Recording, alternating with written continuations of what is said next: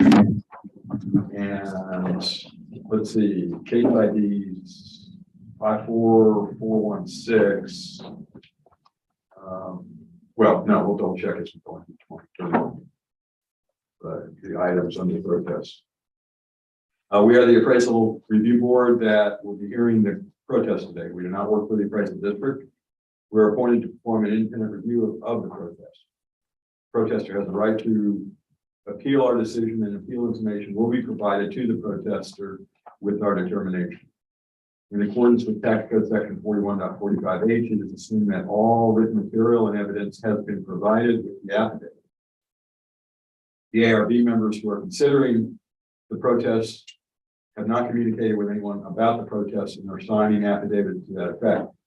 I, Scott Wagger, do solemnly swear that I have not communicated with another person in violation of Tax Code Section 41.66F with relation to case ID 2022-999 and 2022-1000. I, Captain Malcolm, do solemnly swear that communicated with the person in violation of Tax Code 41.66F in relation to cases 2022-999 and 2022-1000.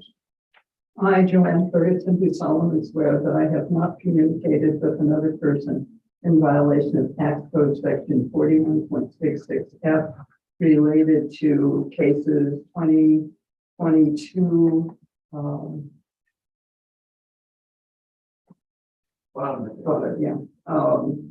999 and 1000.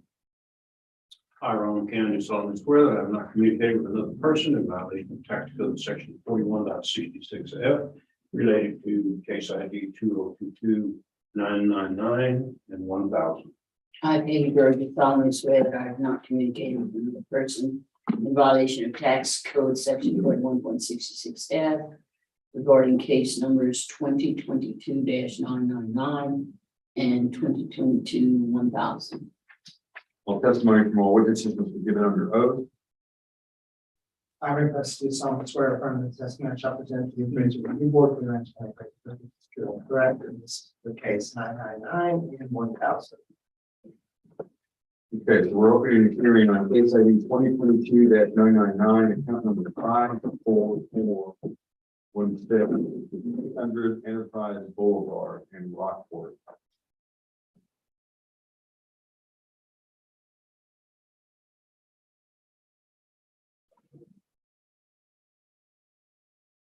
Ready? Yeah, we're ready. Section 1 is the owner's name, J.S. Higgins RV. Section 2 is the property description, which is 600 Enterprise Boulevard, Rockport, Texas. Reasons for protest: incorrect appraised market value and or value is unequal compared to the properties. Section 4 is blank. Section 5 is the statement of facts. Says, I am the attorney for the property owner. In their opinion, the property is substantially overvalued. It appears the appraisal district is considering the goodwill associated with this park and including that value in its appraisal.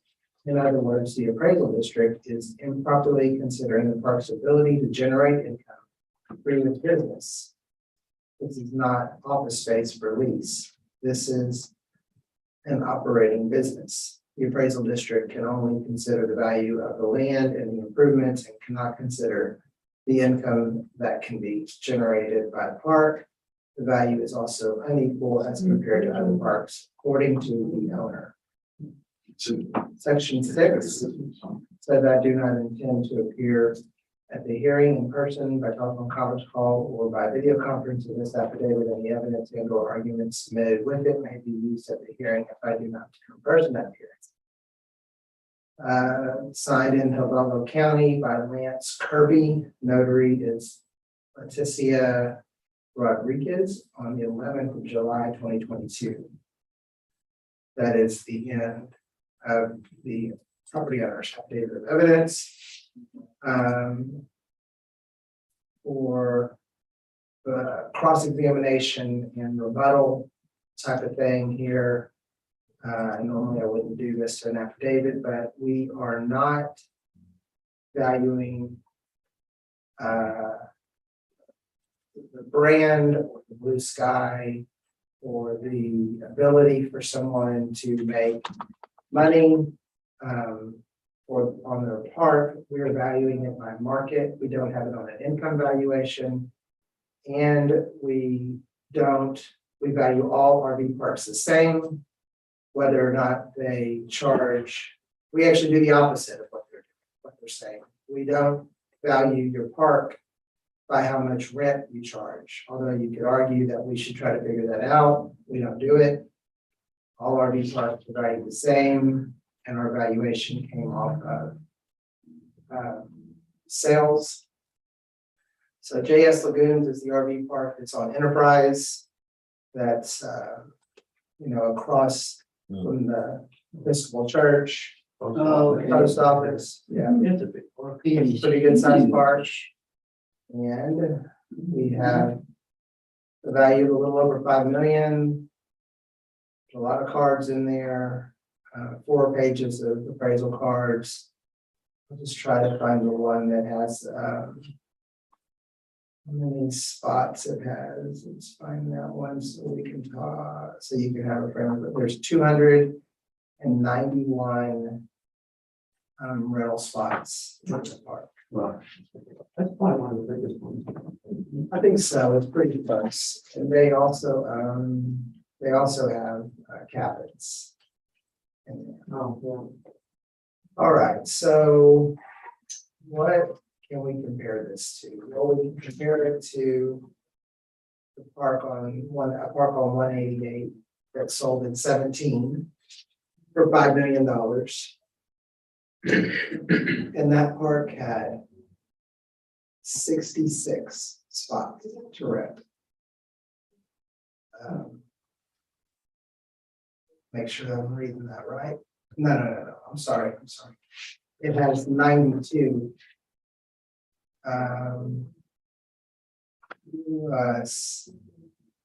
66, I believe. So it's got a little over 150. There's another 90. There's another 92 up there. I don't have to see, it's itemized, so. All right, the next one is in Fulton in 2019. Sold for 4.7 million. And this one has, looks like 350 spots. I believe this is, I would have to check and see, I'm not gonna say it. where are you finding the number of the The spots? CTP, CTP. the CTP and the itemization there. CTP.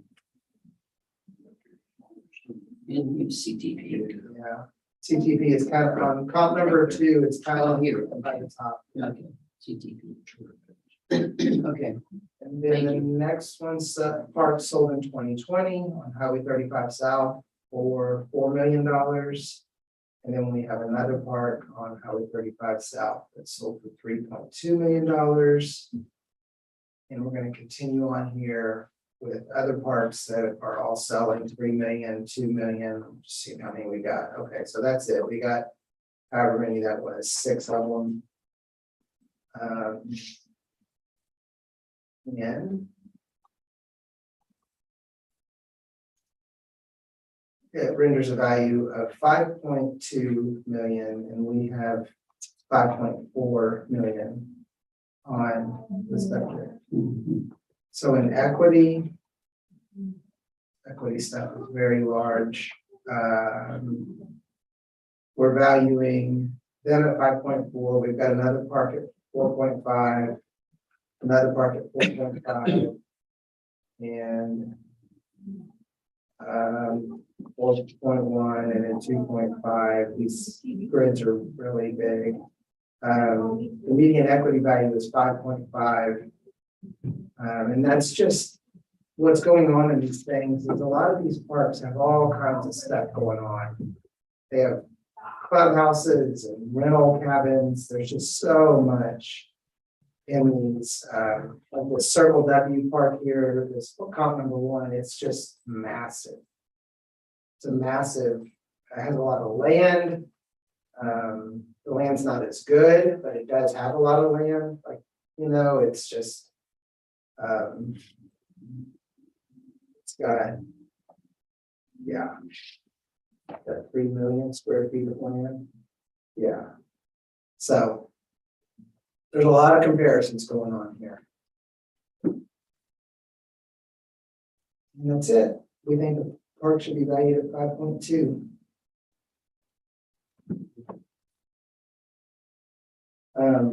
Appraisal districts, it's not legal. It's against the law to do what we're being accused of doing by this.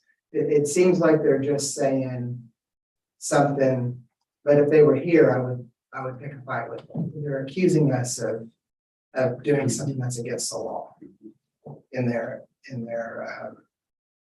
affidavit.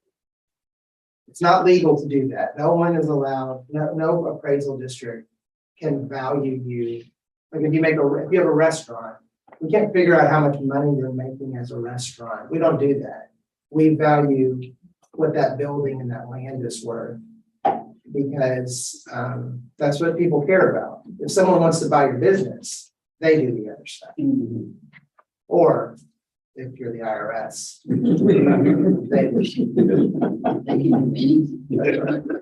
that's all I have. We need to add in evidence, so. 5,252,800. 800. Yes.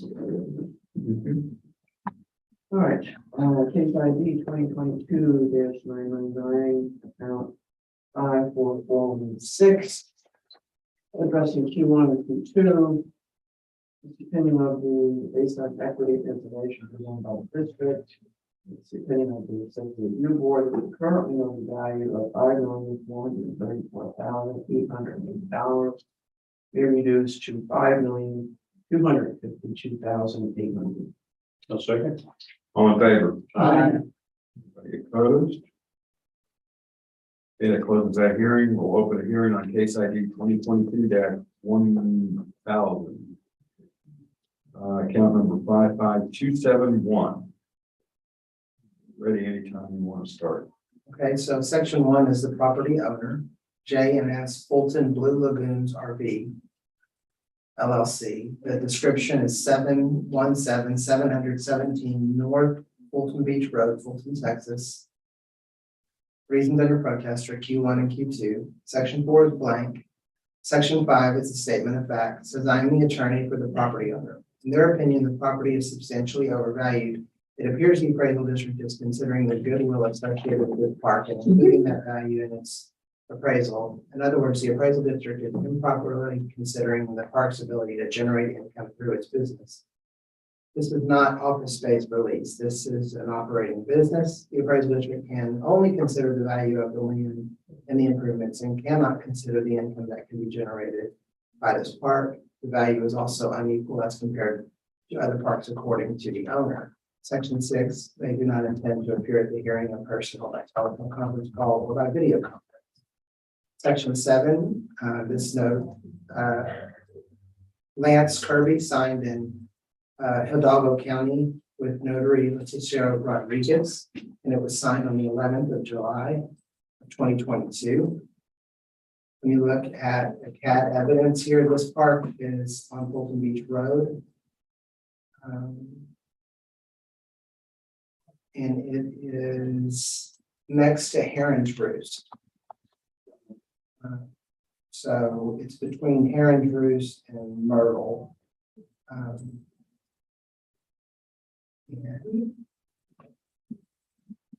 this particular park, how many cards do we have? Okay, it's got 3 cards, and I see CTP 107. Has here. Oh, I know this. And then we make sure there's not more CTPs before I say it's 107. It looks like it's 107 spots.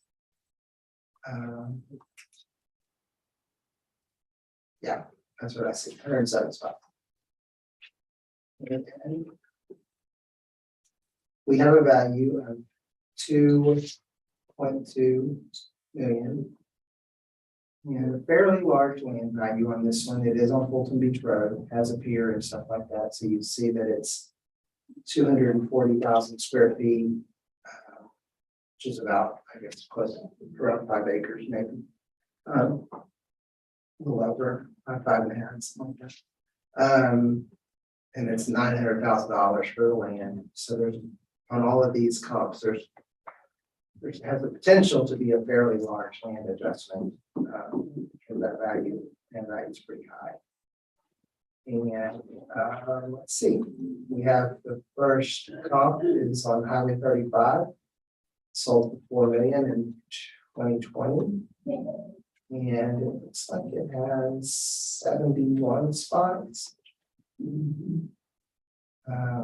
This is out across from Bahia Bay. This particular one right here is out by Bahia Bay.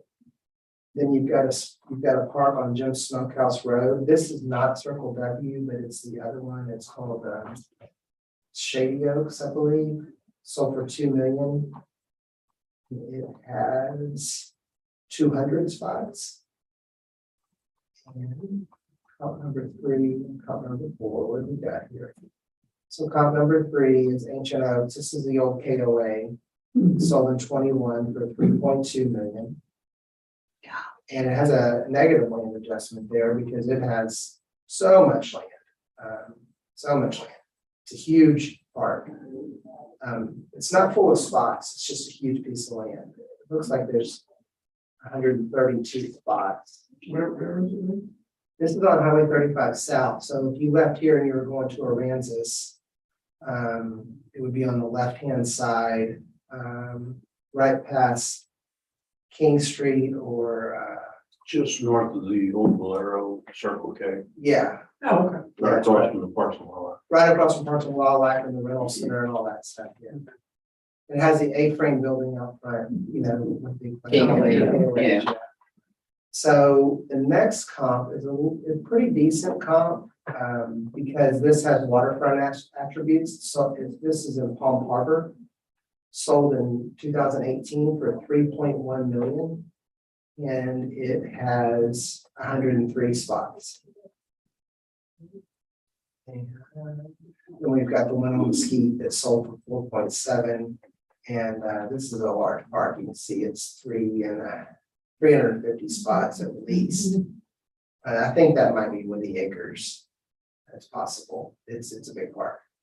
You'll notice that we show that there needs to be a change in value on this to 1.9 million from the 2.2. That's on sales. Our equity reports fine at 2.2, and we're just comping RV parks. Here, just different RV parks around town. On all the RV parks, the main driver of value is always going to, well, most likely will be either the land or the CTPs. And I say land because,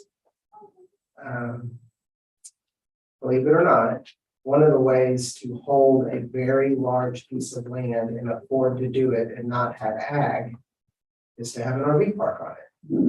If you think about it, you can own a lot of land, not have cattle, and have an RV park. And you can be a large landowner. An example would be when you're leaving Rockport, heading towards the bridge. On the left-hand side of the road, there's a park that used to be American Adventure, and then it was something else. I mean, that is an enormous piece of land. So you could think, how could someone own this much land and not have cattle on it? You put a park in it, and then you can own it, and you own it, So sometimes the land, I'm saying that to say sometimes the land is a big value. Like when you look at comp number 3, which is that KOA, you'll notice that someone bought it for 3.2 million, and half of that is just land. It's just land. So it's a lot of land right in the middle of town. So yeah, we think the value is 1.9. 1.9 even. Yeah, something, whatever it is there. I don't know. 1.992. Yeah, whatever. you want. 19, right. Case ID 20. Okay. Yeah, I was just. And,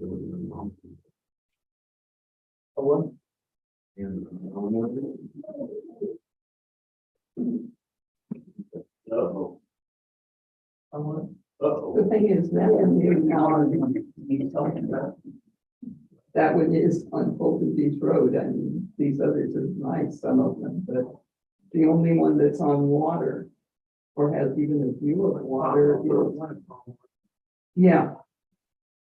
And that's fairly new. That's what, a couple of years old? Yeah. Like 1.912500. Yes. Good. All right, case ID 2022-1000, account 55271. Addressing Q122, by the district's own information based on sales. Another value of $2,250,580. Which should be reduced to $1,912,500. Second. all in favor? Anybody opposed? Are we ready? Yes. What are we doing? 10 o'clock now. 10 o'clock. 10 o'clock. Down Leave there. right through 8:30.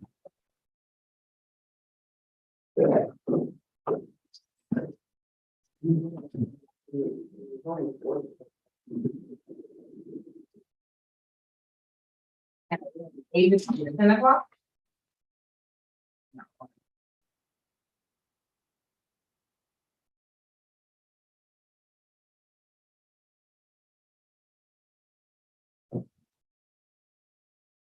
One answer. Thank you. Thank you. Thanks. That. Buy down enterprises. Within enterprises at 8:30 with their no shows.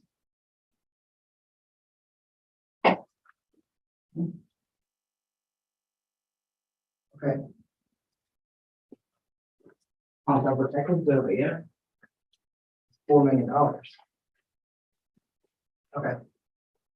Did you want to get any one of these? I mean, I'm doing One to keep, one to protect me, Making sure. because I can confuse you. If you turn them sideways, they mount very nicely in those springs. Oh, they did. Okay, so we're commencing a series of hearings by affidavit. I'll announce each case as we go into it. This hearing is being recorded and streamed live on YouTube, and we'll verify what's under protest as we get into the hearings. We are the appraisal review board that will be hearing the protest today. We do not work for the appraisal district. We are appointed to perform an independent review of the protest. Protester has the right to appeal our decision, and appeal information will be provided to the protester with our determination. In accordance with tax code section 41.45H, it is assumed that all written material and evidence has been provided with the affidavit. The ARB members that are considering these protests have not communicated with anyone about the protests and are signing affidavits to that effect. I, Scott Wagger, do solemnly swear that I have not communicated with another person in violation of tax code section 41.66F as it relates to case ID 2022-1143, 1145, 1146, and 2100. I, Captain Hoffman, do solemnly swear that I have not communicated with a person in violation of tax code 41.66F in the case number 2022-1143, 1145, 1146, and 2100. I, Joanne Ferguson, do solemnly swear that I have not communicated with another person in violation of tax code section 41.66F related to case numbers 2022 1143, 1145, 1146, and 2100. I, Ronald Kennedy, solemnly swear that I have not communicated with another person in violation of tax code section 41.66 F related to case ID number 2022-1143, 1145, 1146, and 2100. I, Peggy Gore, do solemnly swear that I have not communicated with another person in violation of tax code section 41.66 F regarding case numbers 2022 1143, 1145, 1146, and 2100. All testimony from all witnesses must be given under oath. I request to solemnly swear affirmatively that I shall present to the original board of the Aransas County District of Well, this is for cases 1141, 45, 46, and 29. 1143. 1143, 1145, 1146. Okay, thank you. We're opening a hearing on case ID 2021-1143. Account number 16480, which is 115 Perch Lane, Rockport, Open Code. Okay, section 1 is the owner's name, Todd LN, I guess that's Todd Lane LLC. And this is an agent, Alamo ad valorem. The agent. Section 2 is the owner, is the property description under protest, which is 115 115 Perch Lane in Coconut Cove. Q1 and Q2 are under protest. Section 4 says there's one packet of evidence. Section 5, opinion of value 252,000. See attached. Section 6, I do not intend to appear at the hearing in person by telephone conference call or by video conference. So they sent in this affidavit from Bear County, signed by Daniel Ortiz on the 18th of July of 2022. Notary is Melanie Ann Ortiz. Gosh, I hope they're not related. Maybe that's legal. I don't know. It just seems weird. I don't think so. It's not. I'm sure they're not. No, they're not. Ortiz is a common name. So 2022 opinion of value. So this has some information about the property and the mailing address, legal description, has a value assessment. It shows our value, and it says a sale, and it says sales under method, and it gives, that's where they get their value of 252. The next thing is a sales grid. So there's just two comps. One's on Rattlesnake and one's on Allen and Parks. Those are both in Coconut Cove. And both sold in 21 and both sold for under 200,000. One's a mobile home. And one's a small house that's under 1,000 square feet. Is this property a mobile home? It's not. And then there's a map there that shows where these two comps are, A and B.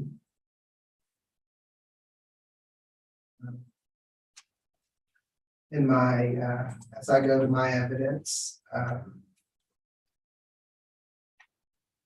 say that I'm beginning to be frustrated with this particular package, but I'll go through this. This particular property is for sale for $598,000. And we have a value of $290,000. It is not a mobile home. Nor should it be comped with properties that are valued for less than $200,000. But there are comps. There are comps out there. So there's a comp on Teal Road that's about 400 square feet smaller, a little bit newer. Teal Road is also Coconut Cove, sold for $375. March of 22. There's a comp on Pompano, January of 22, that sold for $308. It's about 600 square feet smaller. And a comp on Coconut Cove Road That's about the same size, a little better home, sold for $405 in May of 21. And there's a listing.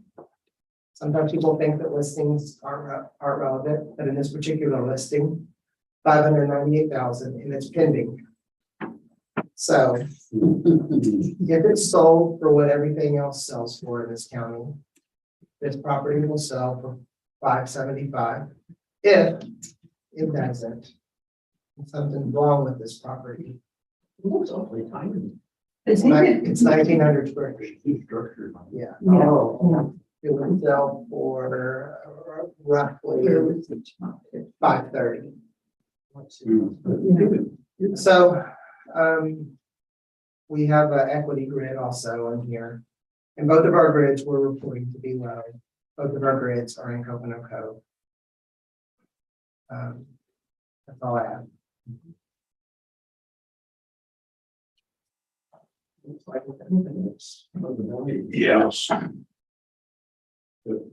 I'm good with this. Why would it increase? It was decreased from last year to this year. Like just depreciation. Yeah. Okay, we're just gonna leave it where it is then. Yes. Case ID 2022-1143, account 16480. Address Q, excuse me, Q1 Q5 is indicated on here, but it wasn't indicated on that. And listen to information from the district, and that provided by the property owner's agent. Opinion of the appraisal review board that the currently known value of $290,290 should stand. I'll second. All in favor? Aye. Aye. Any opposed? That closes that hearing. We'll open the hearing on case ID 2022-1145. Count number 25219. Okay, this is section 1 is the owner's name, Chumley Revocable Trust. And section 2 is the address of the property under protest, 63 Blue Heron, Keel Lake Road, Unit 5.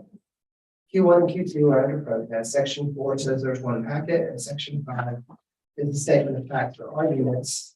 Has a C attached, and the unit value is $955. Section 6, they do not intend to appear at the hearing in person by telephone conference call or by video conference. So they sent in an affidavit from Bear County, signed by Daniel Ortiz on the 18th of July, signed by Melanie Ortiz. And we have 2022 opinion of value. The top part is just pertinent information, talks about the owner, where this is at, where their mailing address is, and all that kind of stuff. Land and building size, your bill. Has our value $1,023,960, and their opinion of value that says UE method. So that's not sales. It's an equity issue. They have $955. Opinion value based on equal and uniform approach. And then the next thing is a couple grids I'm going to y'all look at. I will point out, because I sometimes point out when things are goofy, that all of these comps are on Blue Heron.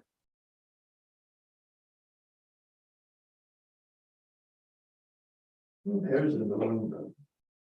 Got a great location on the other end of Blue Heron.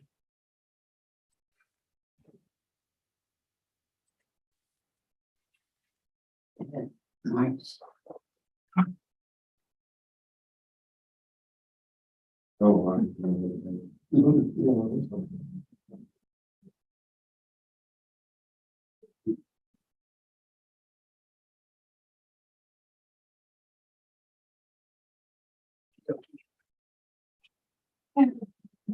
Look at our stuff now.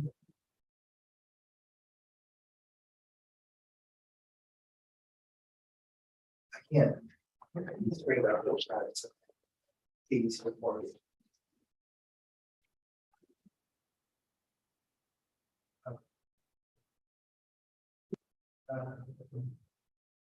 Let's check something. All right, yeah, this is good. So with the issue, so I do have an issue.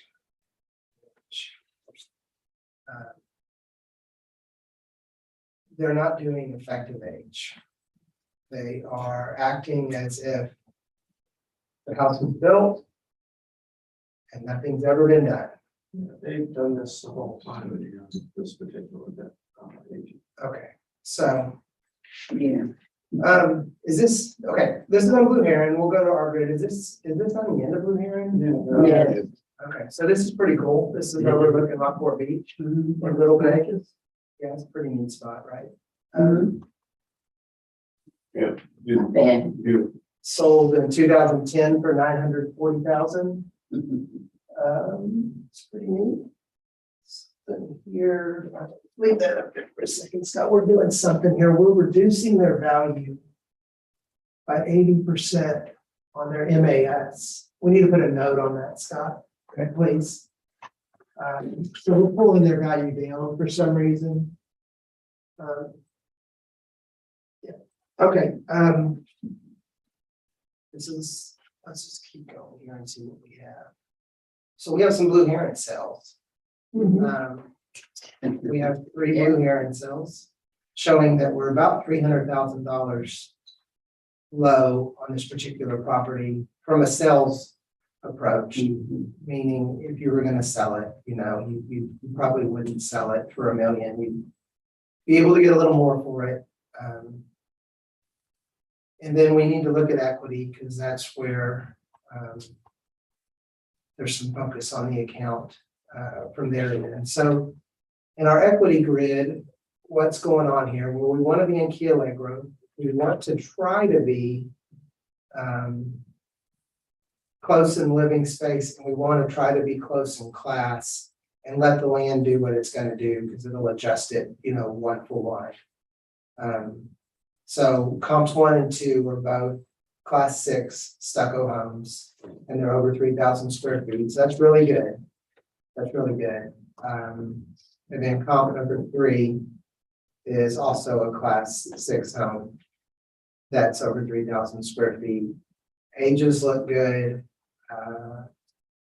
Yeah, ages look good. And we have a value, equity value of 1.07, and we noticed at 1.02. So it would be our opinion that our value is potentially low on the property. That's it. Can we look at the picture one? Sure.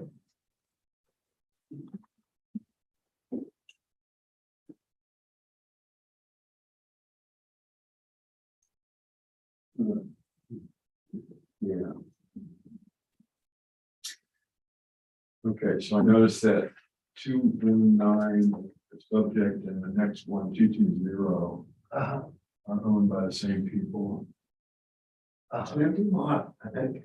Yeah, so I'm just wondering if there's any effect from an expected size consideration.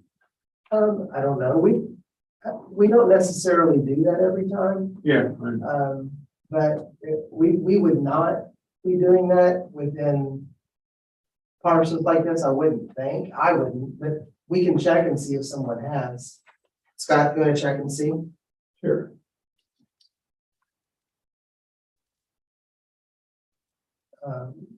Is that our next protest? Yeah, it is Yeah. actually. Yes. So that one's too high too.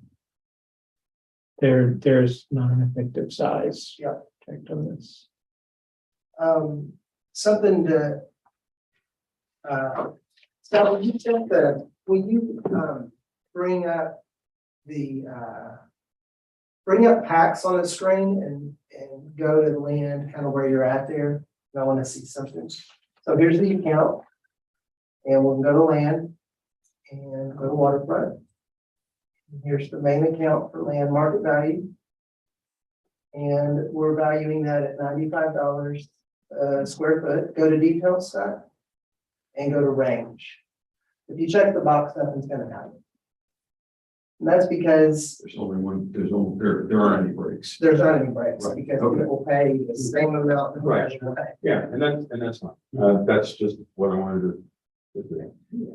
And it just, I mean, the effect potentially is if through the whim of whatever, when the properties were bought, they are in two separate accounts. You know, that may have a different effect than if they were all in one account. Okay, so anyway, well, I'm fine. Just want to double check. I'm good with the district's value. Yeah, I, That's where I'm at.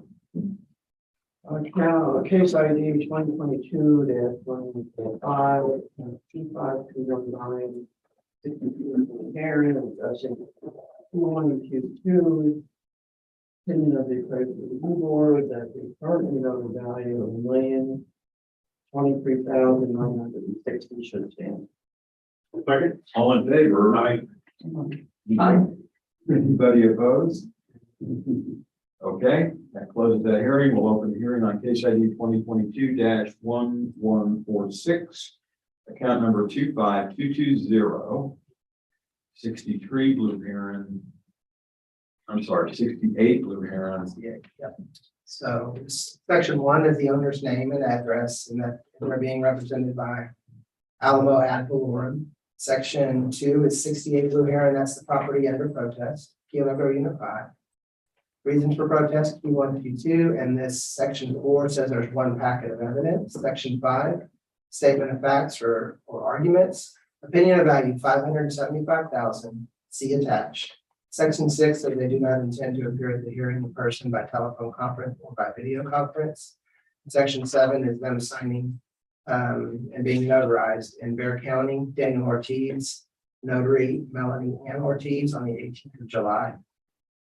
And then there's going to be a map.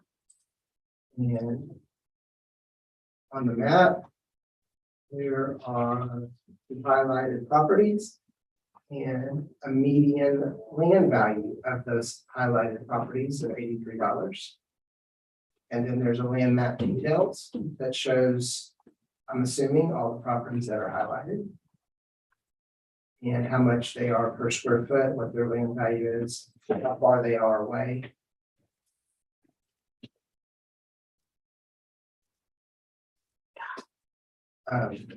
That's all I have for their evidence. I'll let you guys look at that for a second. I'm gonna get ready to start on our evidence. You can always go back and look more. I will add that we are evaluating that land. Most of that yellow was the backside, not overlooking Rockport Beach. So every one of those lots, and those lots, they're all valued less than that lot. And I would say that everybody on the planet would rather have that lot than one of those lots. Maybe not 20, 21 is pretty special because it's so much. It's pretty cool. But being able to look over. Even 18 would be sort of. Yeah, that's a pretty sweet lot. Yeah, it's pretty sweet. Do I have all of them? Yeah. no, you can only choose one. But they're I can have all of them. in our evidence, we are just gonna show some land sales. This probably pretty current land sale. Let's see what we have here. We have 21 land sale on Spoonbill, number 5 Spoonbill, sold for $675. And number 45 Sandpiper sold for $700. And number 23 Bimini sold for $562. Showing us to be a weighted value of $663. We have a value of $658. Scott, I'd like to see Sandpiper, 45 Sandpiper, 24881 on picked up. I want to see it because it has a large, it's 45 and the other one's 68. So I want to see if this sale represents a view sale. Yeah, there you go. So that lot right there sold for $700,000. why did it sell for so much? It has to do with its location, and its full location. So Gee, yeah, someone you could imagine that this one on Blue Heron would not sell for less than the one on. Right. So we gotta look at equity. Equity is gonna be us balancing out land tables here. It's gonna be 658, 350. You know, the first comp is slightly larger, so it is more valuable. And then there's another one on Blue Heron. That's a little bit more valuable, just a little bit larger. And these are abstracted values, so we're having to remove land, improvement value to arrive at. But you can see that we're treating like comp number 3 is 6,900 square feet for 655,000. And the subject is 6,930 square feet for 658. There's no funny business going on with the way we're valuing it. And if you were to look back at the card, there's no adjustments. It's just the land multiplied times the unit price to give you. There's not anything in here that's doing anything different. And that's it.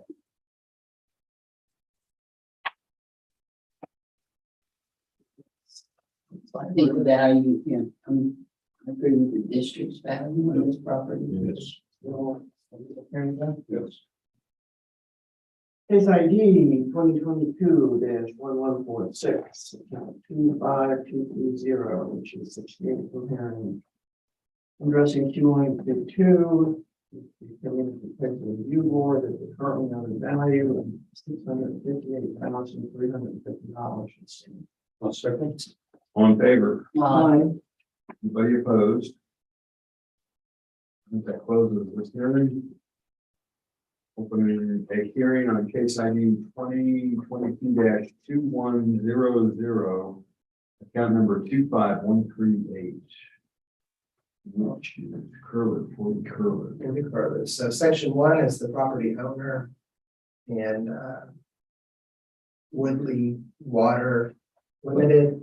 Woodley Water, that's a mouthful. And then they're being represented by Alamo and Valorem. Section 2 is the property under protest, 40 Curly Drive, Curler Unit 4.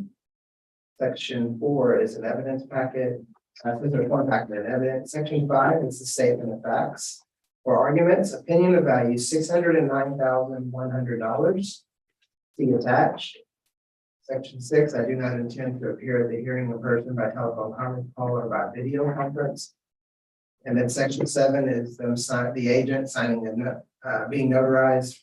It's Daniel Ortiz in Bear County, Melanie A. Ortiz on the 18th of July, 2022. It's the notary.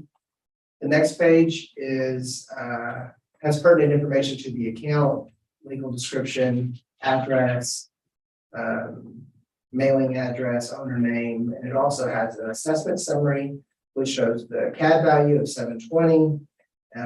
It shows a sales value of 609 and a uniform and equity valuation of 625. Opinion of value of 609,000. And then there is a grant.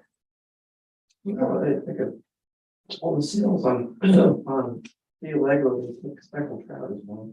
Yeah, I think. They decided to throw in, opening up a code.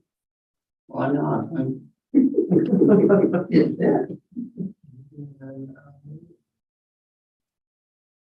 looking at these things. Does their comps, am I missing it? Are there dates?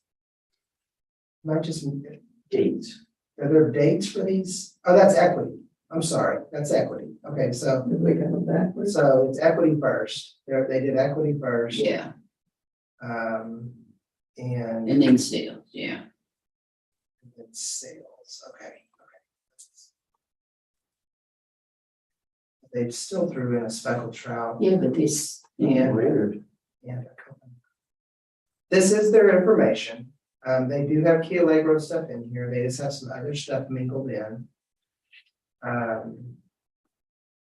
Two out there in Salt Lake. Mhm. Yeah, there's a couple. Lake Shore. And maybe their grid just pulls, Mhm. they're not from the area. I don't know, I'm not sure. Well, their class adjustments, I mean, their chosen classes on there. Two is a little wacko. One's completely missing, the others are just way. Yeah, I saw that up there, there was a missing class on comp C. Not sure what to think about that. And there's not, yeah, I'm not sure. Sometimes it's hard to tell. It'd be easier if Mr. Ortiz was here in person. Potentially, we could ask him a few questions about the things on here. Nevertheless, they have provided evidence. They do believe that the value to be 609,000. So I will go to our evidence. Well, Go ahead. because I was focused on the equity stuff they have. Let me look at them. So it's not a whole lot different, is it?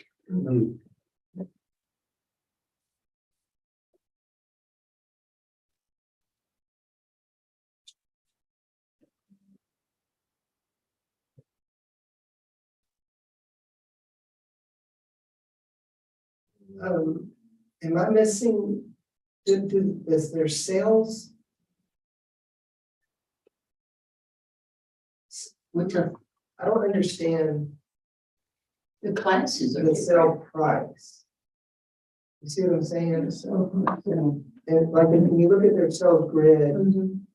that first comp where it says comp A, 13 curlew, 80,000. What? That wouldn't be. That's impossible. But that is, but then the next one is 336 and 558. So they have an error, I'm assuming. I'm assuming that's an error. 13 curlew. Yeah. Class 6 home, that's 2,200 square feet in Key Allegro. Yeah, Okay. not even. So that changed the meaning. 613 might actually increase it. Boy, yeah. Well, Because, 13 yeah, curlew being as wacko as it is. Yeah, that's just gotta be, that's an error. 600's gotta be 2 to 3, yeah, so more. 5 and 6. Yeah, they, 1, 2, 3, 4, 5, so 5. What's that mean? And it doesn't do a whole lot. mhm. Yeah, okay, I'm fine. Yeah, I'm with it. Okay. Okay. Well, on their sales, since that's where they're basing their number out, I would say that comp A has a problem. And comp B is in Coconut Cove. That's not normal. Comp Key Allegro, Coconut Cove. Mhm. And comp D is Coconut Cove. So that would leave you with C, E, and F. If you had C, E, and F, if you did the median, Yeah. then their value would be 724, to which we have a value of 720. Mhm. If you didn't want to do median and you wanted to just take an average, then be 688. That would be, something like that. Yeah. Let's look at our evidence. I don't have a clue what, we are on curlew and we're in interior curlew. We have a value of 720, 39 curlew sold, so the house across the street sold for 865. It's a little bit larger, built around the same time, but has a higher effective age.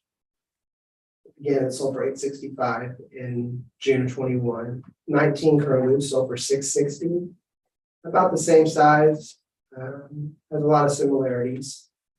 Comes out to 709, 570. Number 10, Bimini sold for $7.59, about the same size. Age is pretty close. Class is close enough. Comes out to 700,000, and then number 4 is on Curlew. Which is that 13 Curlew is the one that was a Oh, mistake there you that they go. made. Yeah. There you go. So we think that this sold for around 759. And then Pelican. There's a sell in Pelican for 755. Median value of 733. We take 5 cells in Gillian Road. Then equity 728. And these are, let's see how we did here. Class 6 homes, all class 6, all in that 2,000 square foot range. One of them is about 400 square foot larger. And age is pretty close. We have a median value of 728. So we uphold our value either way. I don't see any reason to change it. Anybody else? No, If I need 2022-2100, 225138, 40 Curlew, investment 2122, review board, currently under value of $720,480. I'll second. All in favor? I, Anybody opposed? Okay, that closes that hearing. There's a letter on here, what is that?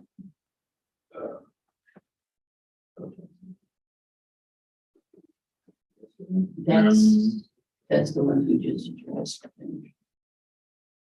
No, not all of them. That may have been there. 113 Birch was. Didn't he? No, this is, Same with T. Yeah, 113 Birch was, me and Tim, I did that one. And shown it. And Tom.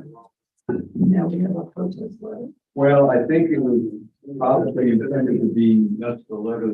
With the, evidence to go in. Yeah. That said the 109 we're going to do it February 11th. oh, that one, we get letters.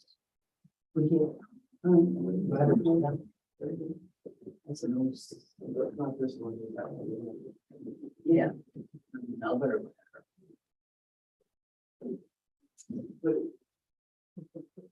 Both of them come in, yeah, let's see what we did wrong.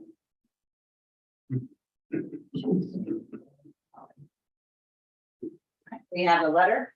A letter. Yeah. Have your read it.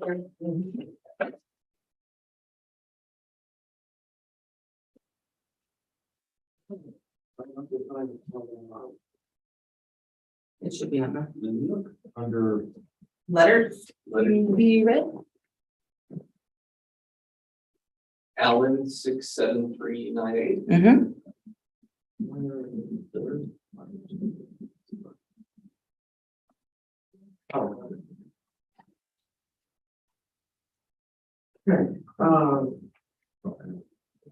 Letter from Allen was received on July 18th in the office. Mail was mailed on July 14th. Addressed to the Federal Review Board. It's dated, received on the 18th, it's dated the 13th, it was not taken up. And it's case ID 6891, no. 67398. This case is the ID, property ID number. Dear Aransas County Appraisal Review Board, I am writing this good cause letter to ask you to grant me a hearing to protest on tax valuation for 105 Boardwalk. I have just watched the video of the hearing for 114 Boardwalk. My neighbor and the still according to this video, there is the tax value of the purchase price of the market in this hearing, and a new value is given. Value increase based on the higher purchase price, it seems like fair that my tax value should remain at the higher rate. That was determined by their previous tax value. This huge fluctuation between their sale causing an increase in hearing causing a decrease in tax value seems to be a justifiable reason for you with my concerns. Since this is such a significant amount, it's asked for this consideration. Board making significant decisions that have a huge impact on individuals. I would appreciate your attention on that. That's respect for your. So, Yeah.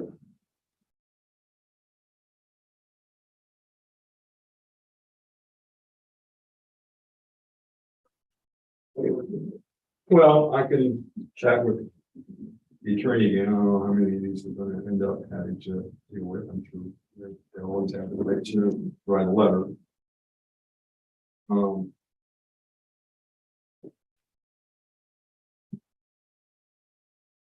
And how much, I mean, I don't know how to gauge sensitivity to an increase. Because this was a 10%, 10.7% increase. Which, you know, because we've been dealing with 30s, 40s, 50%. And in light of the fact, I know that some of the people may want to focus on the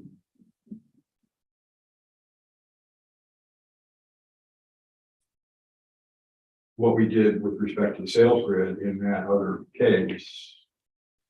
So didn't we decide on that one that it was basically a late request?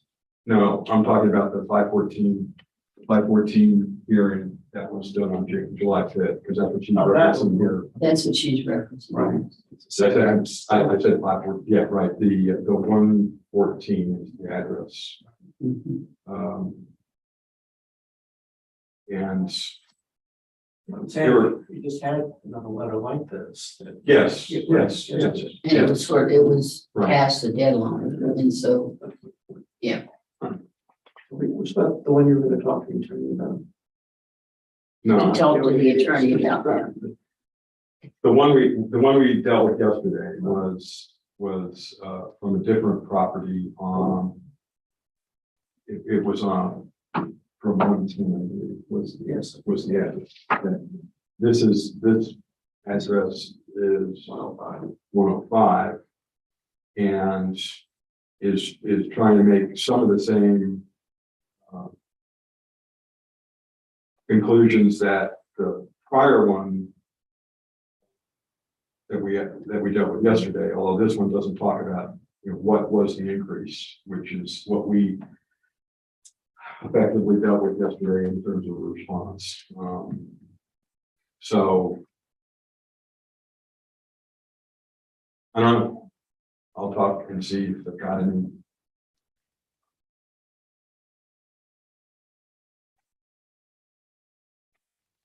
You know, anybody could come in and say my increase was too high. I don't know if that's. After that, Well, yeah, they can write a letter and claim that it is that good cause. And in their case, I mean, they're referring to an action that we took on a different property as to why their appraisal went up. It did only go up by 10.7%, but the speculation might be if it hadn't been considered, what would have been, you know, would their appraisal have gone up at all? I don't know. Wouldn't the response to this be the same as the one that you wrote to the other one? Not particularly, no, because She was requesting a hearing as well. she was, but the response that we had yesterday was that in the letter that was submitted, there was references to and statements that said the entire neighborhood was increased by 20%. Oh, right. Including my property, and that was not correct, okay? The entire neighborhood did not go up by 20%. the entire neighborhood went up by, anywhere from 12 to 14%. I have a question, if you'll entertain it. You indicated that you had a conversation with your attorney, several weeks ago, because you read letters all the time. And you wanted to get some sense of, what constituted good cause. What were some of the reasons she indicated, if you don't mind sharing? Like medical reasons? Yeah, I mean, medical reasons or things that were, I believe her words were inadvertent. Okay, Not under somebody's control, okay? And we actually had a closed session with her, okay. where she was on the telephone with us and we talked through a lot of those things. So you got a sense of, or at least you have some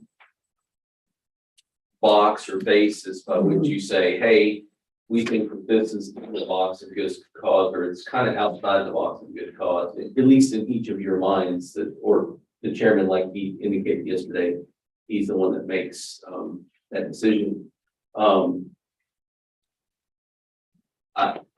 I tend to agree with your statement that this is much like the other one, meaning that it was a cause of contention for the previous property owner, not this letter, but the previous property owner. And again, they're referring to the same property, they're referring to the same video. And if you heard the property owner yesterday, she said that something to the effect of the people are watching and it has an effect on what their beef is at this point. Now, I tend to agree with Kathy that it's much like the same thing. And I'm not telling you what decision to make, but either it's in the box or it's not in the box. Things that are typically in the box, and you've heard me say before, when somebody says, hey, my husband has cancer, and I'm making this up because I don't remember the situation, but my husband has cancer. We just had to reschedule for this, and that to me is good cause. This, like, I didn't like your decision and how it affected how I feel about it. Yeah. Doesn't, may not constitute good cause. I will say I understand the beef. I will say I understand the whole thing, and we didn't get into the sentiments of it or semantics of it, but I had to listen to the video that these people were referring to. And I understand their beef. I understand that, like, hey, we didn't like the fact that the appraisal district, along with that sale and other sales, increased our neighborhood. Now, an argument could be made, and this is all superfluous if you want it, but it's for me to express. You had rising values throughout the county. In the district's opinion, did we have a data point specifically in this very small neighborhood to substantiate and support a change? In my opinion, as a district representative, that answer is yes. So we increased the value of everybody to some degree. Not by 20%. No, I didn't say that. I know, that's their. That was the previous That was claim. the That's not previous, this not claim. this. But again, property owner yesterday said it was a mathematical error.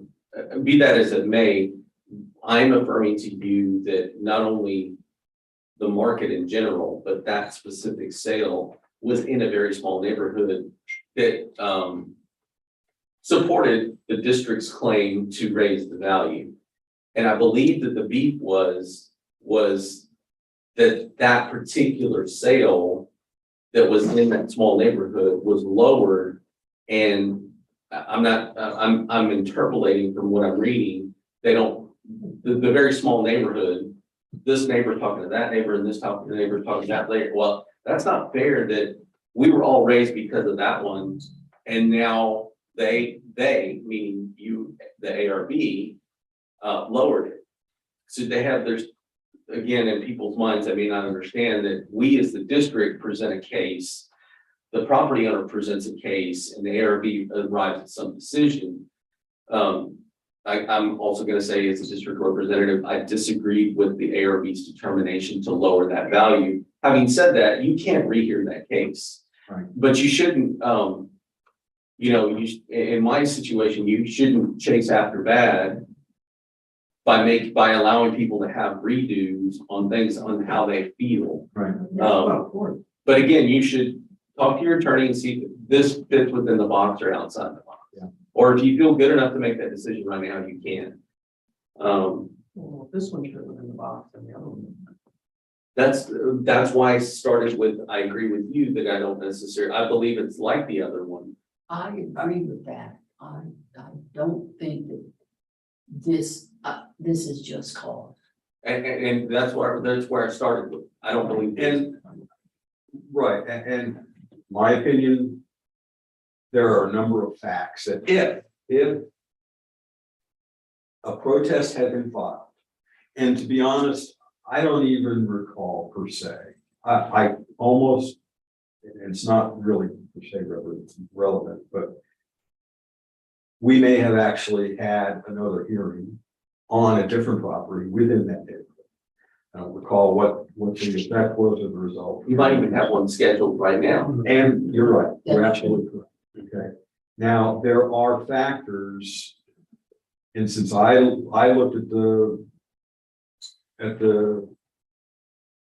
recording of the hearing, I know Mike did as well. And some of you recall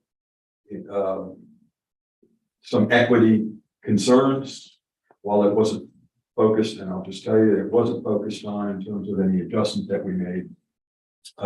We did have pictures, okay, and even when we talked about it in the discussion of the letter previously, we saw those pictures. So my belief right now is I'm with you. This is kind of along the same lines. I don't think it's good cause. And what I'd like to do is take this and chat with the lawyer again, with the attorney, because I'm not quite sure what the correct response would be. Okay. That was kind of my concern, because I they misinterpreted, from my point of view, it wasn't 20% increase. Everybody, actually, the decision that was made brought that property more in line with the other property. that's correct. And I think I it's a can't, perception that. however, one of the suppositions here is that sale drove an increase, okay, in the neighborhood. And there's no question that the neighborhood increased. We're speculating, and I know that this would probably say that other sale did have an effect. Was it a profound effect, or was it just an effect? And I don't believe it was, quote, profound from the standpoint, from several perspectives. One is, when we looked at everybody, it wasn't like a neighborhood adjustment that everybody got hit by 20% or X percent. Nobody did. Okay. Well, to that, I mean, that was an open meeting. Everybody on this side of the table and yourself was exposed to the information that was disseminated that day. But that is factual. That neighborhood did increase by a neighborhood factor. You see those all the time. Right. We don't know. I don't know what the neighborhood factor was, because it was. And that's okay. Yes. But it was affected. And then furthermore, the words profound were used that day. Sure. And Just looking at one piece of the evidence. But from Okay.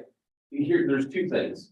One, it's the district's position to it's our burden to bear. And so we have to say, not only did the market go up, and so let's just say hypothetically, this neighborhood went up, but there wasn't a sale in this neighborhood. Where would I go? I'd go to that neighborhood and that neighborhood and that neighborhood, and I'd show the similarities or dissimilarities and talk about the dissimilarities and talk about the similarities.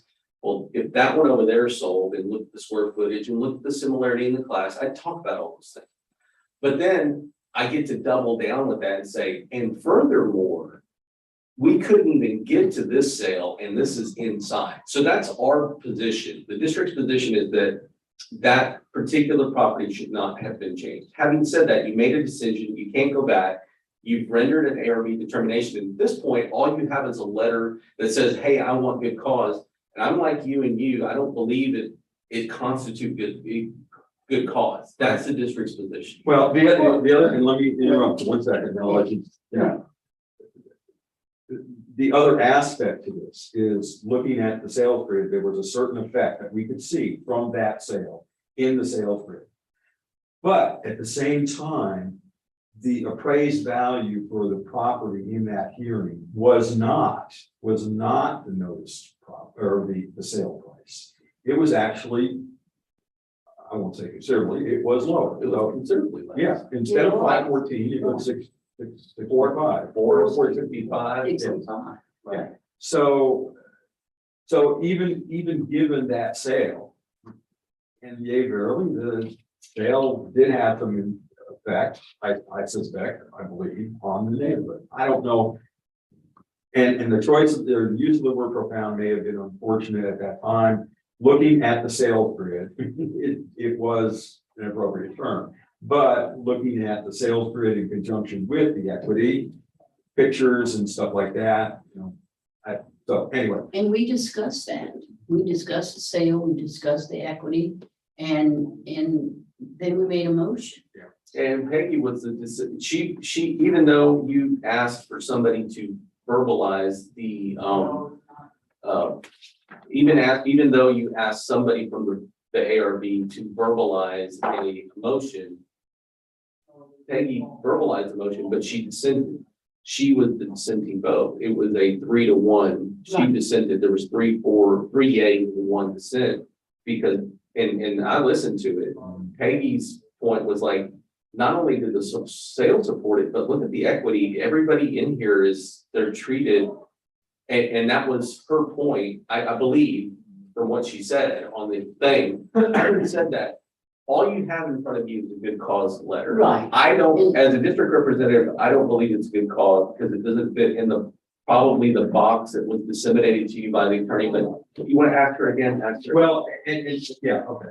And again, my approaching and talking to the attorney is to a couple of reasons. One is I'm not quite sure how to respond. And I'd like to do it in such a way. And again, everybody has the right to send the letter or to protest. I'm not debating that.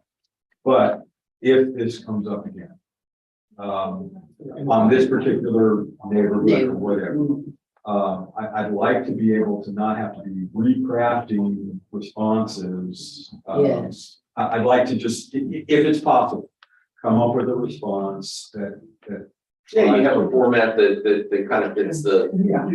Okay, Yeah. for this particular situation. 'Cause I honestly can't, my speculation is that if there were going to be another letter from some owner in that area, that it would take probably a similar tack of discussion. Okay, so let's table this one. I'll back that in. Just let me say one thing. Yeah, go ahead. Part of my decision in that one was because of the pictures she brought that showed that there were a lot of problems with the house. And we in the past have seen the same kind of pictures and we have lowered values because of them in terms of them potentially getting in, or their plan is to get those fixed. And to me, that was exactly what we were doing. And the value was lowered because there were problems that did not make that house as valuable as it was listed as. So that's, to say we did it because the price was too high is not where it was at. Yeah, we, in the district's position, in the district's, the district representative at the time, if that was the sentiment, did not make the point.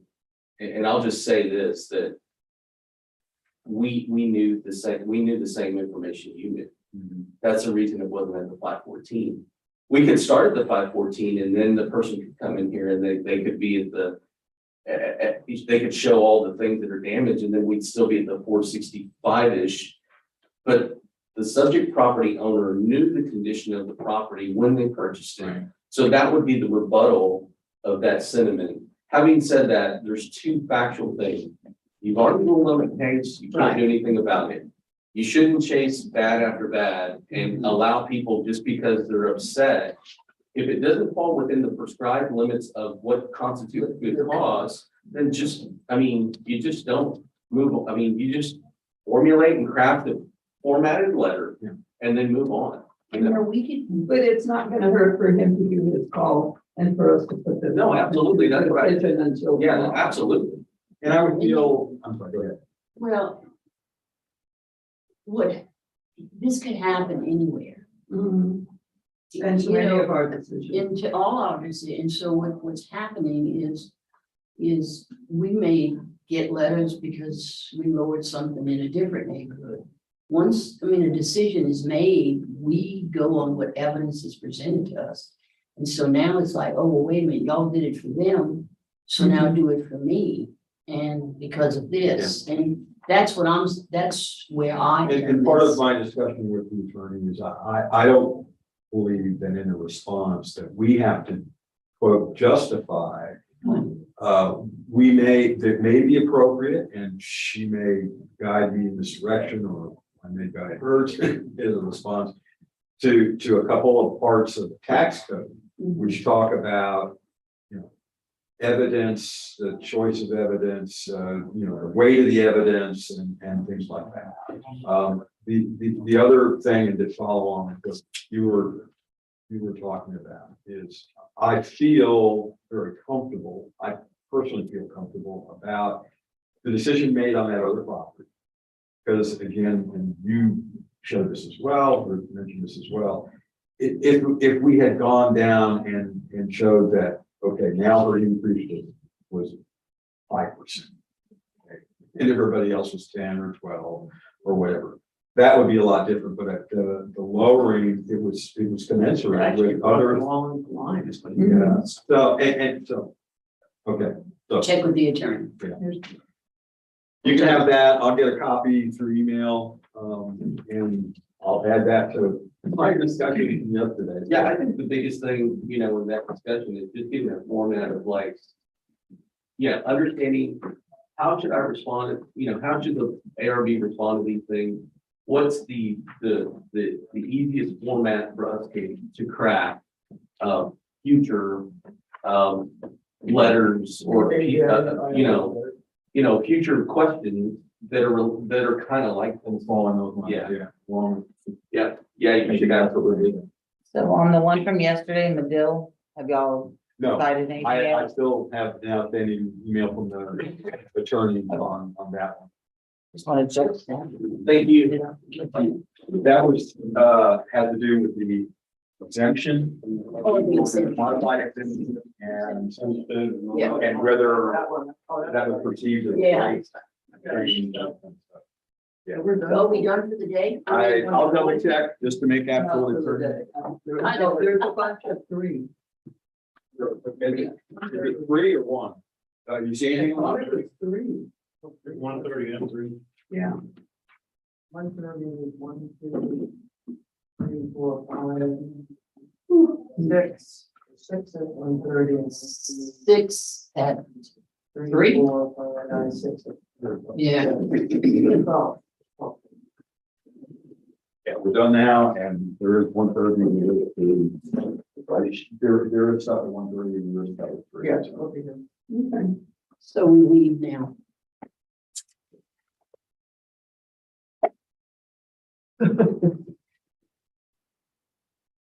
Yeah.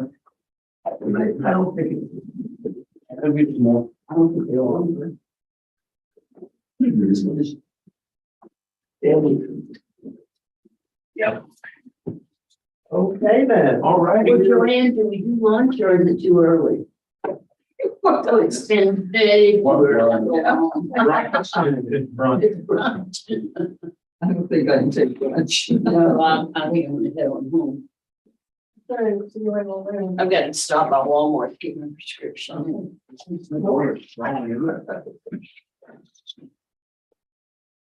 Be on a bit. All right, Okay, bye-bye. have a fun lunch. No, I'm going home. Okay, bye-bye.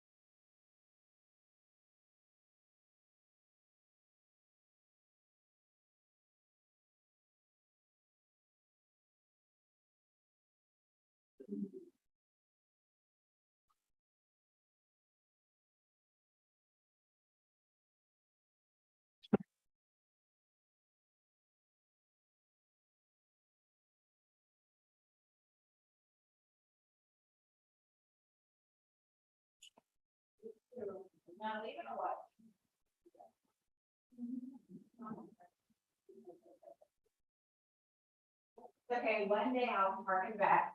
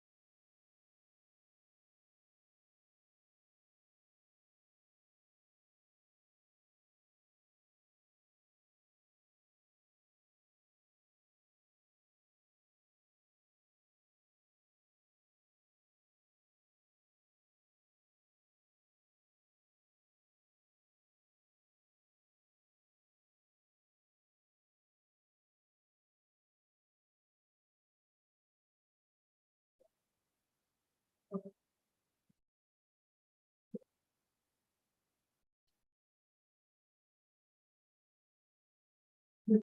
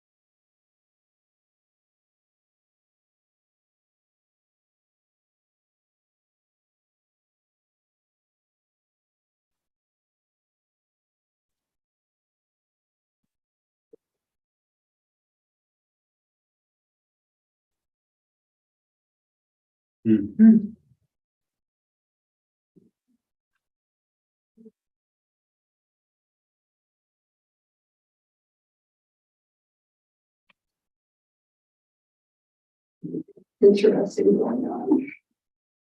Got a grass fire over on A1 Hill at 1069. Memorial, your 2 fire trucks headed that way with a tanker. Rockport and Fulton are on scene.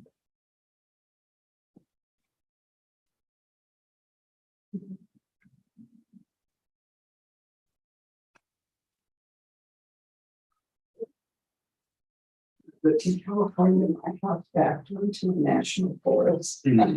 Always nice. And when so at 2 in the morning, I was knocking on my door, and there was a fire on the mountain behind me. And the fire department was coming, but they had been across the valley fighting another fire. So by the time they got to us, their tanks were empty, and we did not have at that time water for them. So we got all our hoses together, and the only thing we could do. It burned from us about 60 miles all the way to Camp Pendleton. That's where it got started. But there was wind. That's a long way from their spot. Oh, yeah. You know, but less than a day to do that.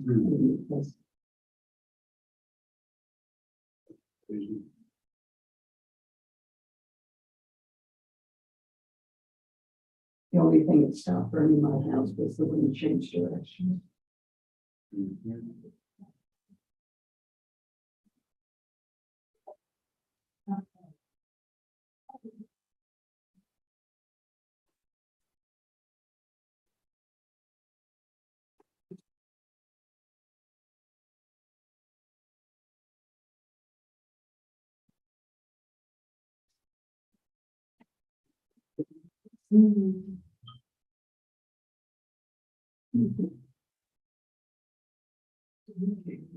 It's going to be.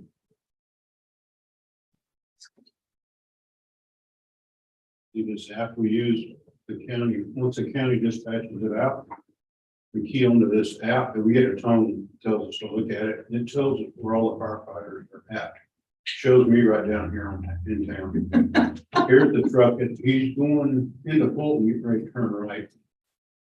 Got another one on the bridge, you can't see it, but there's another one right here picking up another firefighter and they're on the way. And where's the fire? It's down here on Sawyer Lane at 1069, Gee. right south of 188. Right behind those big barns, new boat barns they built out there on 188. It's amazing how much that area has grown.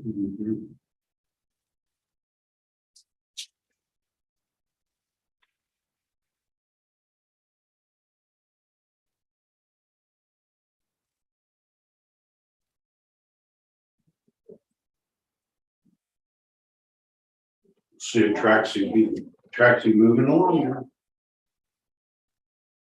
No. It is, it's crazy. Oh my God, so where do you get?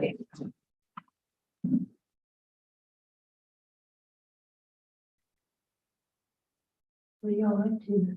We're watching the fire. Or the There's a men get to fire? the fire, yeah. Fire out in Sawyer Lane at Where is that? 1069, south of 188. Our fire department is headed that way. Are you volunteer? I'm a tanker tender. Tanker tender. Now, I'm not working. what does a tanker tender? do? I transport the tanker, keep it filled, keep all the trucks full of water. I have to find fire hydrants to fill that once I get there and empty a load. Wow.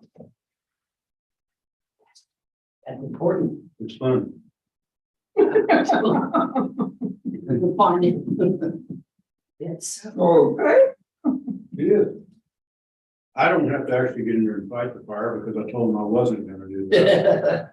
Too damn old. Smart. And you thought that would get you out of it Well, I completely. know I've done it for years and I was a chief out of a little small place southeast of San Antonio for 3 years. My dad was the assistant for 13 years. And I'm not gonna drag those hoses. Yeah. That's for young people. You got it. Tom's son is a fireman in Corpus. So basically, I'm just the support staff, and I drive the tanker and keep them full. Well, tankers need to be full. To fight the But fire. Happy about that. That last So- Monday, we were off, I went to fill the swimming pool up, So Ron, there was they pay us to do that, they buy the water. a fire. I read on Pompano. Yes, it was. What was it? A home fire? Well, it could have been, it was close to going, that structure, we went out there Sunday, Where was that? if you come in and take a left, Yeah, on Pompano? take a right on Palmetto Point and Second Street to the left. They had an RV plugged into the house with a extension cord, Oh, God. and it was too small, and it overheated one of the joints and started a grass fire. And the grass burned up under the house, and that house was so dry, it was 5 minutes from going up. Well, that's what Robin, she's So- the one who called the fire department. So we blasted it with water underneath the house and the side of the house, Oh, good. and then took the thermal to make sure nothing was burning. Well, evidently the fire department said that had she waited 3 minutes. It would've been just gone. engulfed It would've the been gone. house. Yeah, it would have been wrong. Yep, A fire, a extension. yeah, they had an RV park there, and that's what they were living in, not the house. Nobody's in the house, I'm not supposed to do because they're remodeling it, they have a contract on it to sell, Oh, okay. and, I'm gonna have to drive by there and see. yeah. It's a dump, Yeah, well, but, nothing but tall grass all the way around it. Oh, gee. If it would have hit that grass, we would have lost the whole block. It's so dry. use. Well, good for Robin for calling it in. She must have seen it or something. She was there when we got there Yeah. with the old man. He was sitting in the car in the air conditioner. Oh, At least he had sense to get out of there. yeah. I read that, but I didn't go by because That was a lot of looky loos, as I call them.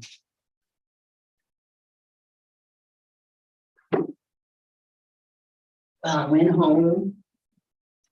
And on my way back, I stopped and got a medium, but they gave me a large, so I didn't complain. No, you can't. You got them to say, no, I only want. to-" Yeah. Oh, that's right. So I gave it to you. Hey, Scott, how's it going?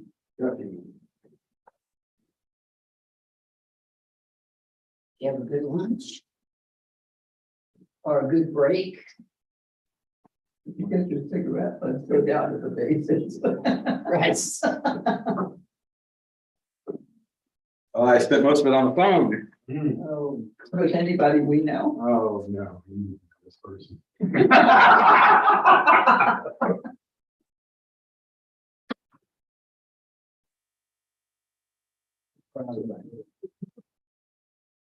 Just guessing.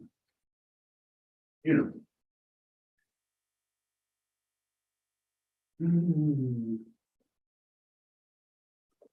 But I did get a good call while I was gone. Got a contract on 6 lots out there.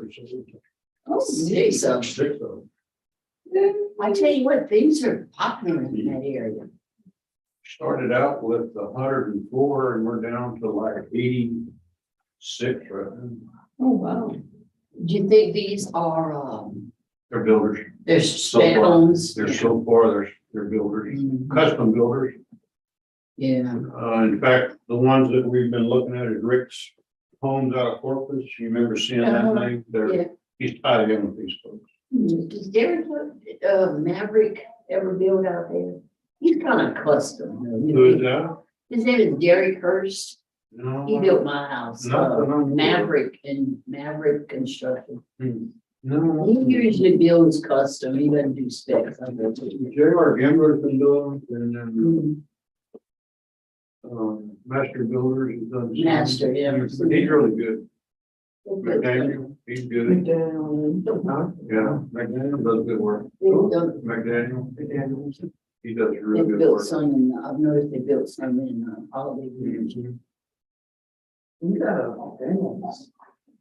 The other one was big around, it's the local Curtis. Curtis Construction, Yeah. I don't know. Yeah. I've used the deer. The deers My also. daughter, he did my daughter.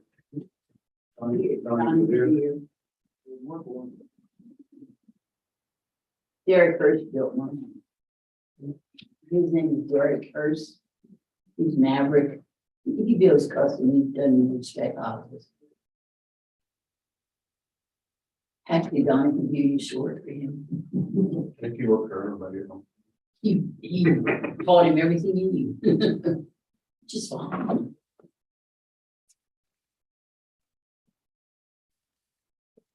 No? What's going on this afternoon? Don't have any cases. 6 at 1:30 and Really? 6 at 3. Check on the tablet, who knows? Yeah.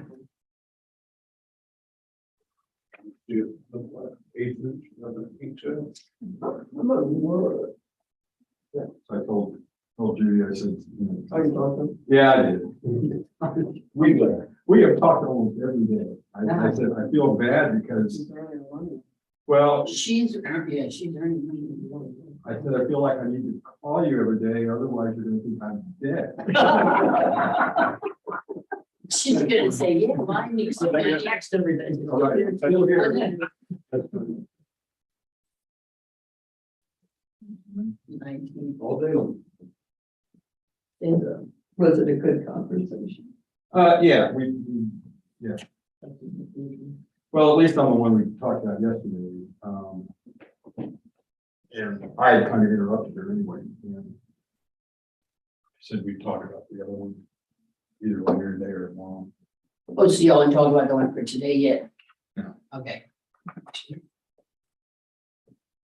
You will be calling her again. Thought we talked about the one you had, she's got an idea maybe. Well, talk about the one on the exemption. Yeah, Oh, that's the one you're talking about. Gotcha. Yeah, and But wait till we in session. we are. Well, that's true, we are. It's running. Okay. Yeah, it's running. Basically, everything that I mentioned yesterday on my previous conversation was correct, and I need to have a little conversation with Mike and see where, what his predisposition is. But the bigger challenge in a way is it's just not clear what that letter is trying to address. There's one today or yesterday? No, yesterday. The one on the exemption. Oh, right. I'm. Deals with us, but maybe it does. Sorry? I'm not sure it deals with us, but maybe it does. Just to the extent of whether to allow Right, that. that type of discussion or go into that and again.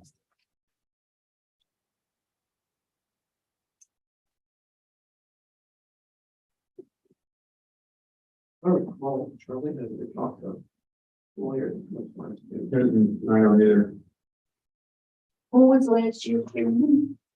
Charlie. Powers, Charlie Harris. Charlie Powers. Oh, house. Yeah.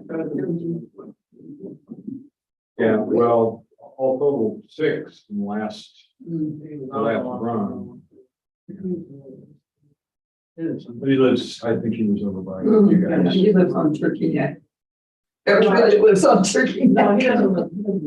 On Bay I Shore. thought he did. You live on Turkey Neck. No, but everybody I meet lives on Turkey Neck. It's Bay Shore. Bay Shore. It's a really weird street because it's, They're all weird. yeah. Yeah, that's And true. who else? Yeah, because the, Kathy. Kathy, yourself. Robert Dayton rather. Yeah, in fact, I saw him, the other night. We went to eat Mexican food by a place by Tackle Town. Oh, yeah. Yeah. And then, She said they were gonna travel a lot. yeah, I didn't ask He's really nice. And who else? Bill Duck. Not one of those- City Ducks is why she was on, she got real sick. She had to stay off, I think, for months. Yeah, me, Bill Duck. you, Charlie, and other things. Don't know. I had, I was calling around tax code stuff on the web from the comptroller. I came across a file that the comptroller put out, which was survey results. The previous one I'd seen was from 2020, but they evidently got For it. ARBs? Yeah, these surveys. Oh, those ARBs. Oh, and were they, Well, they've gone down a little. They weren't bad. The thing that was interesting was, I forget if it was actually that one from the comptroller or from some other agency. There was a document that showed, yeah, it must have been because it showed trends. And one of the things we had was the ARBs, the number of people in the ARBs. And according to their records, actually it was a thing from O'Connor that they had put on their website for Aransas County, and it showed 2002, 2003, where they only had 2 people supposedly on the ARB in Aransas County. How interesting. Yeah. Well, That's why you had to have 5. you have to have a quorum. You have to have enough for a quorum, which is 3. Right. And it's possible they can, for 2 counties to combine and run, one ARB and appraisal district for them are combined. Mhm. And some counties that may have a small, real small population or something. Yeah, I see some of those out west or up in the Panhandle. No, that's a. I'd like to see ours. I think we'll probably got. There's one or two that. Yeah, I don't recall they had things broken down by county in any of the charts that I saw, but they also have, they have numbers? yeah, they've got numbers here. Well, I think the ones that got a reduction gave us a positive. Well, yeah, I think even people who didn't understand why they did.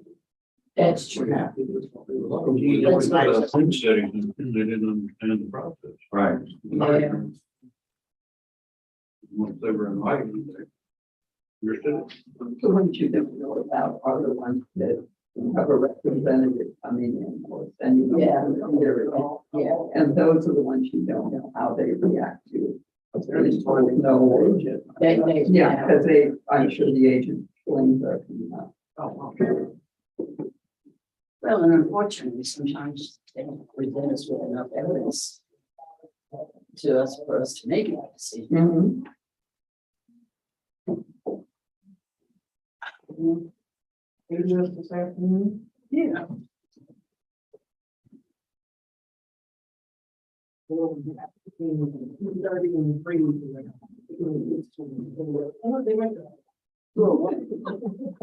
Actually, it's only walking. Oh, yes, it's all down there. It's so hot though. Like a large parking lot.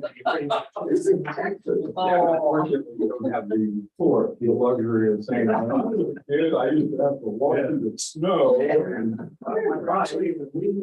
Ride my bike 10 miles to get a quarter from my mom to go buy a soul. So that's weird. It's so busy.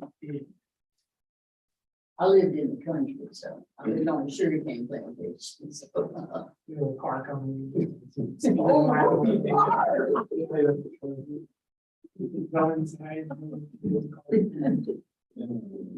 Own everybody in the neighborhood. well, we lived what we call quarters, was where everybody lived, and up in the front was the store, the mercantile, and so we'd walk up to the mercantile, it was almost like a mile, Kids would never walk a mile. I grew up on Donnie Drive. So because it was the beginning of a subdivision that never happened, there was no reason for you to ever drive on it unless you lived there. Oh, You great. just go just 1781 the other day. There's no reason. So there was very little traffic in the middle of it. Yeah, you played the street. And if they did, everybody was out checking. Yeah, it was weird. People drove down the road, we didn't recognize them. I know. Yeah. Why they slow down from? Oh, there's also parents are so. I know. Yeah, because I mean, went to school, people and came home, and nobody knew what you were anyway. Parents today, I mean, kids got cell phones, they don't talk to them. Yeah. Because of a stroke and. When everybody's picking their kids up from school. There's no water. You didn't get in until 20. We have an in-person and we have 3. Already, just They're all on one affidavit. Let's see, it's gotta be on the notice. What are we doing? In person, the guy with great counsel. Have it? Just on 3 o'clock. The 1:30? We should stop at. My brain's flying. I did say I wish we could speed up time a little bit, yeah, that'd be nice. Let's do 3 o'clock before 1:30. Poor everybody else. Right. What number is it? 35, 37, and 40. Let me know when you're ready. Okay, very well. Okay, then, yeah, so it's on page 4 and the bottom of the page 4 and then the top. Is this an agent or is this? No, it's an in-person property.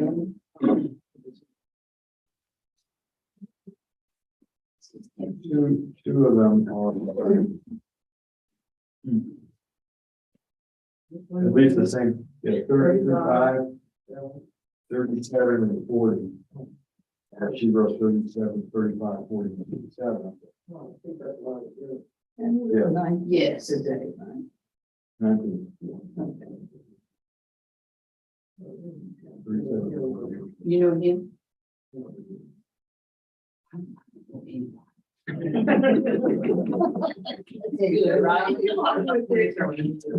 Well, that's true.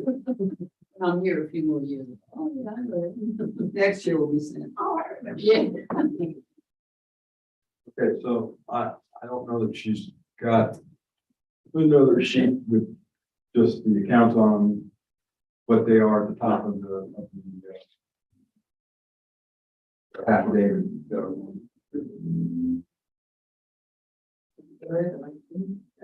Yes, I'll take it.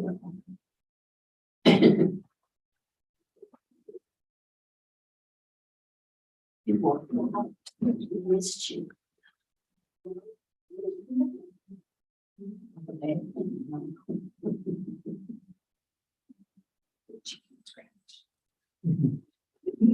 It's a good one.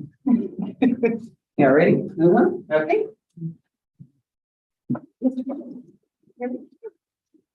Would you like to have a book? Yes, In the grade? it's good. Yeah, it's good. Well, we can see the movie. Yeah. Right here. At some point, they're gonna get you to do this. I will be there. Okay. Yes, sir. Okay, Larry, can I call you Larry? Sure. All right. I've got some administrative stuff to run through first, and you'll be asked to swear in a minute, and then we'll get into the details of the cases. So we're commencing a series of hearings. I'll announce each one as we go into them. Identifying the counts and case numbers and so on. This hearing is being recorded and streamed live on YouTube. And verify what's in the protest. Okay, market and equity and the protest. We are the appraisal review board that'll be hearing your protest today. We do not work for the appraisal. We're appointed to perform an independent review of your protest. At the end of the hearing, you may complete a survey regarding your experience. The survey may be completed using this form, a copy of which is also going to be included in the determination package you receive in the mail after the hearing to document the results of the hearing. information on how to return it, several options. You can take it online as well. All that's at the top of the form. The survey is entirely voluntary, and we always appreciate the feedback that runs on. You also have the right to appeal our decision, and appeal information is also included in the package that will be mailed to you to document our determination. So in accordance with tax code section 41.45H, all material, all written material and evidence that has not been provided must be provided at this time. So we have a copy of all the evidence you're going to be referencing in your hearings today. We don't. No, I don't have anything. Oh, well, that's okay. It's as long as you don't try and say, oh, I forgot this. There's actually some copies that y'all made that I've been paid That's fee fine. for. Yeah. They're copies of these, but no, I don't have anything specific. Okay, so it's not required that you have any evidence or written material. It's just that you can't introduce it. I understand. In the middle of the hearing. I got it. All right. The ARB members who are considering the protest have not communicated with anyone about the protest and are signing an affidavit to that effect. I, Scott Wagger, do solemnly swear that I have not communicated with another person in violation of tax code section 41.66F relating to case ID 2022-1135, 1140, and 1137. I have confidence do solemnly swear that I have not communicated with this person in violation of tax code 41.66F in relation to the case of 2022-1135, 1137, and 1140.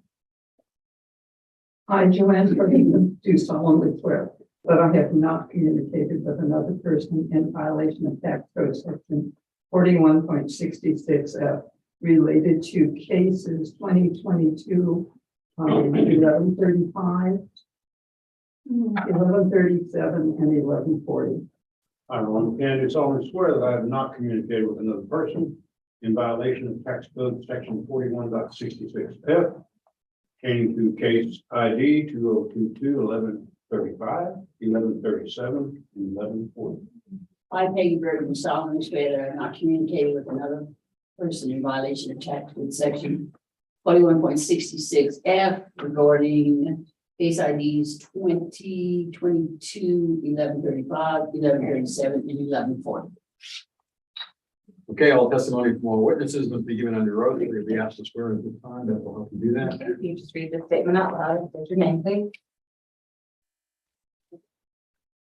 I do solemnly swear or affirm that the testimony I shall present to the appraisal review board for the Aransas County appraisal district is true and correct. What's your name? Larry Field, right here. Yes. I, Ingrid Burke, do solemnly swear or affirm the testimony shall present to the appraisal review board for the Aransas County appraisal district is true and correct.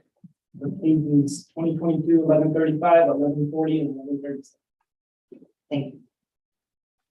Okay, Larry, I need to ask whether you hold a license or certificate from the Texas Appraisers Licensing and Certification Board? No. Over on your left hand, there is a chart that's the hearing procedures. How we're going to run the hearing today. Takes one of two forms. Either you can present first or the district can present first. You both have equal amounts of time to present or discuss or rebut or whatever. But you get to make the choice of who goes first. Don't do You have to make a choice. it. Oh, well, the other side goes first. Which number is this? Yeah. Okay, and we'll, yeah. Hang on a second. 1135, Okay, so we actually have three. 19778. We have three cases. I can give you the addresses, 1706 Mesquite, 1802, and 1809. Do you care which one we do first? Okay, so we are going to open a hearing on case ID 2022-1135, which is account number 19778, which is 1809 Mesquite Street in Fulton. And you asked the district to go first. Okay, so this is account 19778. This is a portion of the boat in. It's covered several parcels. This is one of them.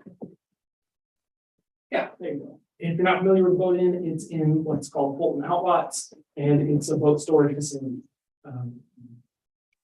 Pretty much it. It's a boat storage. So last year, the certified value was 2,757,440. This year it was noticed at 2,782,830. That there's a field card on here, but the value was more explicit on the next page, which is the income worksheet. So the boat storages here in Aransas County, we are still using $4 a foot per year for market rent. That's based on surveying all the boat storages. There is a subclass of boat storages that are like very, very poor, sheds, no doors, no, but other than that, they're all at $4. We are allowing 15% stabilized vacancy. Some are going to be above that, some are going to be below. That's again just the average. And the operating expenses are 45%. Displayed on here as dollars, but it's 45% are the given expenses for boat storages. And then I take you the NOI. NOI is 241. There's a cap rate on here, but we'll get to it in a minute. It's slightly off on this one. It's supposed to be 7.4, but for some reason this one parcel is 7. And then you load the taxes into it. The more taxes there are, the less value it is. Where the number comes from. The next page will show that equity grid in that cap rate column. You can see there the other ones. You got Rockport Boat Storage and Safe Harbor and just other boat storages. They're at the 7.4 cap rate for 2022, and for some reason this one's at 7. It needs to be, that's an error. So that needs to be fixed. It'll reduce the value somewhat. I mean, it's like a little more than $100,000. The difference on that. So it's definitely a warranted change because it's not. The next page is where our cap rate came from, which is CoStar. So there it is, 7.3 this year. CoStar calls that the industrial cap rate, but it's all storage. It's all storage units. Harbors and stuff. That's it. It's pretty straightforward. That's our model for boat storages. The value came from. Okay, that's you now. Yes, and during other time I'll get that number real quick, but. And are you have 7 minutes? Now, are we doing each one of these property codes separately? Yeah, you get a hearing for each parcel. Okay, but what I have to say doesn't have any particular interest or direct to the numbers that he's putting up there. So if he wanted to go through, see how many property codes we got? 3? 3 altogether. 3. If he wanted to go all 3 of them, just roll it on out, then I'll say what I say and the show can be over. Well, yeah, so in regards to that, the way that they're valued is per square foot. So it doesn't make any difference if we do the entire thing at once and then divide the value, or if we do each one individually, because it's all directly proportional. So if there's 10,000 square foot and we value it, we'll get the same number as doing them both at 5,000 and adding them together. So it's okay, but his point is well taken, with the exception of, I checked, the others don't have the same cap rate problem. This one actually has a recalculation error. Well, I also have 3 different account numbers. Yeah, but they're all part of the same economic unit. They're all part of voting. So it's going to be the same song, different verse every time. Like it's the same exact thing for each one because it's the one big unit. So and these 3 aren't even the totality of vote. There's actually a couple that are not under protest that are part of voting. So are you going to give us that calculation? Yeah. Let's go ahead and do that. It's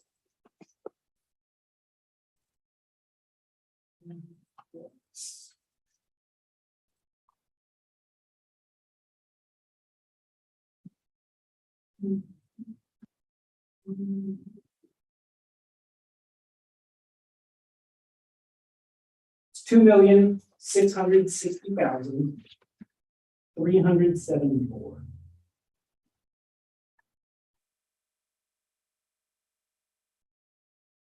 That's for all 3.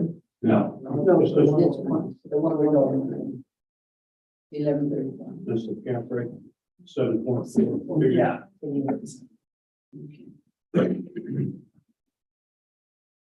Okay, so what I'm gonna suggest here, Larry, is that you go ahead and present or talk about, basically the totality of these three accounts. Sure. And, and then we'll vote on the first one, and then we'll open a hearing on the second one, vote on it, the third one, vote on it. Okay, well, you can make it into three different versions, but I'll just repeat what I'm gonna say one time, and it would just be a repeat. And that's fine. I won't be coming back on for the second time and third time. We'll just say, yeah, okay, and we'll make note of that. Okay, I lived here 49 years. Never sat in this building, this chair, or this, before. This is my first time. There was never a problem with me in the appraisal district until year before last. I go to the post office and find that some of these properties went up 500 and 600%. That's a shocker. If you would open up your property tax bill and unannounced at the post office and look at it, you'd say, wow, which is what I did. So we started down the road saying, what is this? Where is this coming from? So we ended up not doing any good. I hired all the usual people that argue your case and, you know, all this and the regular path, and come up to dead end street. So we filed in district court. So as y'all well know, for the sake of direct court time, you have what we call mediation. So I sat in front of a video, computer screen for 4 to 4.5 hours with a district judge in Austin, Texas, 2 attorneys in Dallas, Texas, my attorney, me, and the appraisal district here. At that point, I was so disgusted that you can imagine with the whole procedure that I agreed to something I probably shouldn't have, but I put it to bed, get it on down the road, to heck with it. We agreed with the district judge to reduce the total amount that I write the check for. So that's what I'm interested in. How much per year do I write a check for? So we reduced it, the district judge reduced it as a result of the 4.5 hours of mediation to about somewhere between $20,000 and $30,000. So he issues a summary judgment again. Let me ask real quick. Are you talking about the tax bill that you pay? Correct. Okay. My money that Yep. was already paid. So the district judge issues a summary judgment against the appraisal district for them to write me a check, which they did. Took a couple of months, month and a half, 2 months for me to get it. Approximately 2 weeks after we opened the check from the mail again, the PO box, 2 weeks later, here, this year's comes. Went right back saying where it was. So I called and I wrote a letter. I can't remember what type of communication. I said, Mr. Appraisal District, what part of the district judge ruling did you not understand?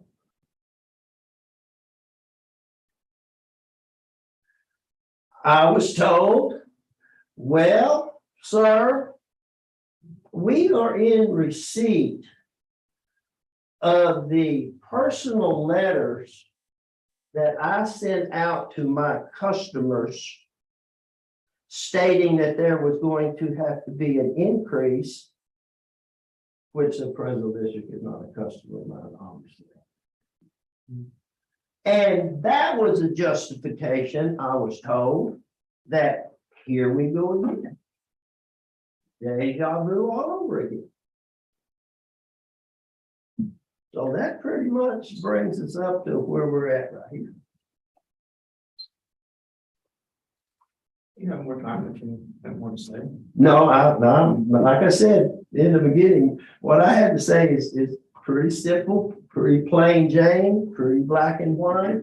Not a bunch of figures and this and that and whatever. I mean, I leave that to the attorneys. And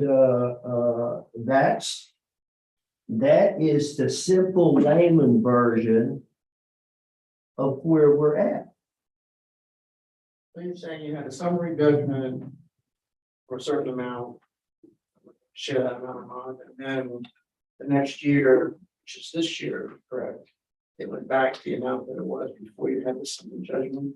Is that right? In 2 weeks, from the time I opened the mail, the solid summary judgment check, 2 weeks later, here the mail comes from the appraisal district and whammo. We didn't. Was it back to the amount that? Yes. it was before you? Roughly, right here, I'm not dealing with pennies here. I know. And then I just say. Yeah, when you create something with your own two hands, it's 40 years old. Coming up on 40 years old. The company that we're talking about. When you create something like that from absolutely nothing, and you've never had a problem, all these many years, now all of a sudden, it's like, do we have to fight every day? Like, where did this come from? Did it just fall out of the sky? Call the county commission. Oh, don't worry, Larry, that's the state of Texas come down on us. In the state of Texas. When we were in district court in front of the district judge, I looked around, I didn't see anybody represent the state of Texas.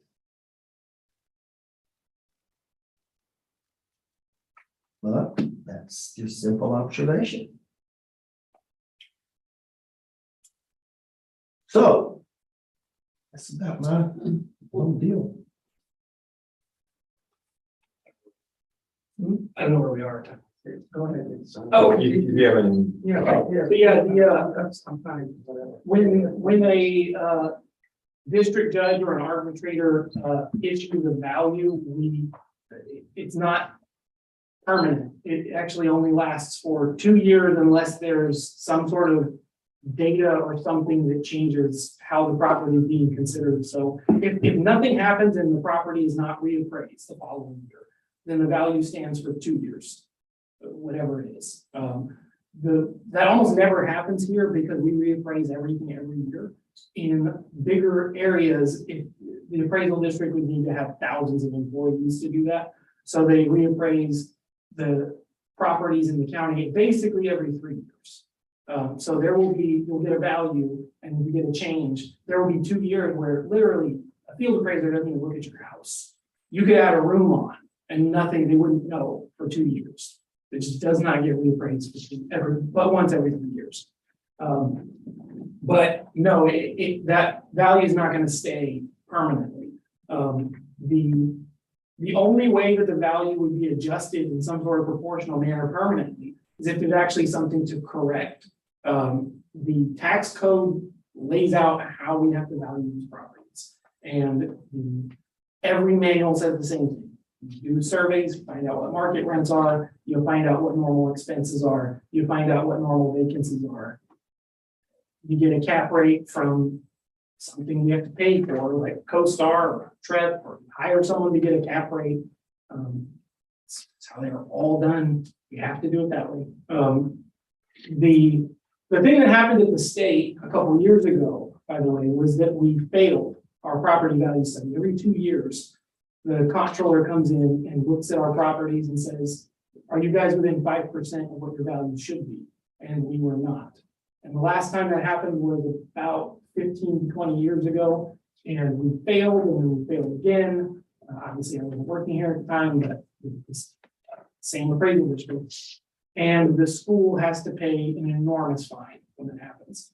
The comptroller has basically just kind of done a lax job auditing appraisal districts for a long time. And the Band-Aid was chasing around NLS data.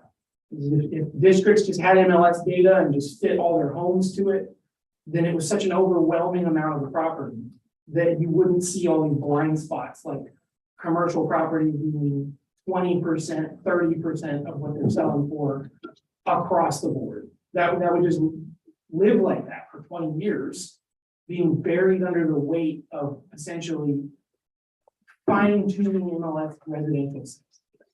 Well, when the MLS data is pulled, like it has been all across the state, a record number of school districts every year are out of confidence interval. They're just constantly out. And appraisal districts are having to do a better job in the last couple of years than they have been, because we don't have the sort of Band-Aid of just reverse fitting all the numbers of every MLS sale to make it be exactly what it sold for. That was for years, just how everybody was doing stuff. All I have to say about the boat storage is this is just about we have a lot of boat storages. This is how they all are. We have to pay attention to what people's rents are. This is how retail is done, it's how warehouses are done, it's how boat storages are done. Self-storage is done the same way, but and we part of our problem was like we had during that year, we budgeted our failure. They had a boat storage facility that they were saying was at $9 a foot per rent, which is fine for self-storage. But they didn't even know what a boat storage should be rented for because they're not from here. They don't have the information. Well, we have to. So we have a bunch of boat storage. So yeah, so that's this property is going to need to be noticed at market value, just like everybody else, just like every other boat storage. This isn't being like treated differently than boat lodge or whatever. This one is because it has an error in it. This one has a wrong gap. But in principle, like we're doing the same thing as everybody. We're just going to have to keep up with it. I thought you said that it was a hearing and check, right, and the price was agreed to or value was agreed to, that it stayed for 2 years. Yeah, it stays for 2 years. If in the following year it's not reappraised. If there's like basically, like I said, in other districts, there's whole sections of like neighborhoods that don't get reappraised. It's like we're not going to appraise your house this year. We're just not even going to look at it. We're not going to send a field appraiser in there. Your value this year is going to be last year minus a year of depreciation. We're not even going to look at it. But even in that situation, after 2 years, that number comes out. And it just goes to whatever it is. They're not permanent decisions. We have to reappraise the county every year. This property, and by the way, that was 21. So that judgment was for 2020. And then the value that was reverted 2 weeks later was 2021 value. The court process takes forever. It's really slow. So we end up being in like many different years and months. So the 2021 value doesn't have any kind of judgment on it at all because it's still under litigation. 2021. So The number that's on here, the 2007. yeah, that one's still pending. Like we have a commercial fee appraisal that we had to hire, and there's still like upcoming court stuff for that. How can you resolve this one without knowing what that was going to be? That's kind of what I'm saying. Is like we don't even know what last year's number is going to end up being. Like we hired a fee appraiser that's Franklin Plato to go out and appraise the property. And if he tells us that this number is too high, then he's probably right. So, but we haven't got that back yet. So how do we make a decision? All I'm saying is this is just how every boat storage is. And I don't have anything saying that this is like wrong on anybody's boat storage. Like this boat storage is overperforming. You have a nice boat storage. It's not doing worse than the average boat storage. So That is yours. Let me ask you a question. All right, so when you got that, as you said, that monster increase the first time you saw it, that was 2 years ago. So was that when you first went to income approach? Yes, yeah, Does that account for why that? that was 100% the change. Before that, I all was of glad that, so you understand. Maybe you already do, I don't know. The last 2.5 hours in front of the computer in Mediation. mediation, they had 100% of all my IRS tax returns. That was the discussion. The last 2.5 hours of all mediation. Income off of my IRS tax returns. Yeah, we're kind of going around in circles here, okay, and please understand, I don't know what you do know or don't know or understand or don't understand. So I'm gonna say some stuff that you may just say, all right, and okay. First off, what we are dealing with here is appraisals, okay? Now, once an appraised value is agreed on, either from the district and not protested or protested and an adjustment made by this board. The appraisal rolls for the county get certified and sent to the taxing entities like the school district, the counties, and all that stuff. Okay. And they then determine a tax rate. And that is the tax bill that you get. Which at this stage of the game, first off, we don't have anything to do with that part of the process. I understand it. And as well as we don't know what it's going to be this year. Because we're still in the tax roll of the appraisal rolls haven't been certified. So the entities don't know whether they have 2.8 billion or 2.4 billion or whatever the number is until the rolls get certified.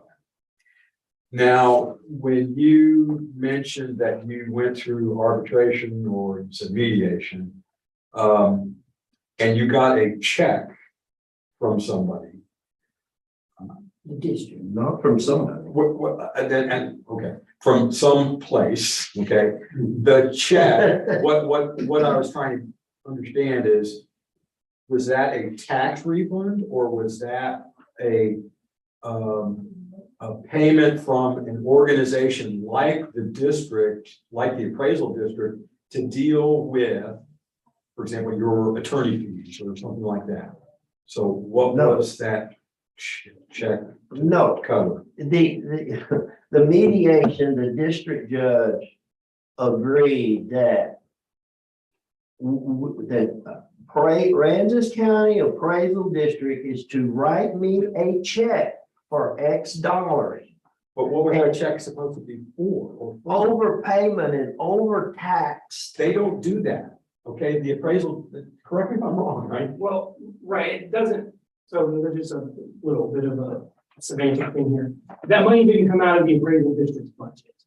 That refund was from the school. Right. By and large, it was the school and NAV district giving you that money. And saying, they set aside money every year to pay the people who overpaid their taxes. And that's who paid that check. It was the school district writing their check.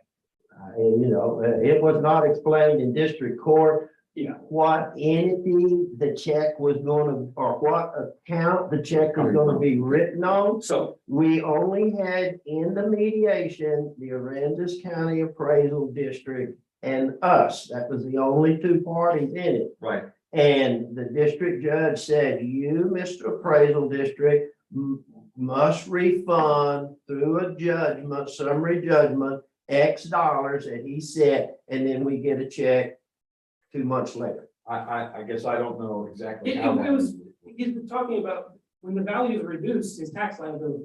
Yeah, Well, I in understand. order to have the hearing, he has to pay it, so that it's current.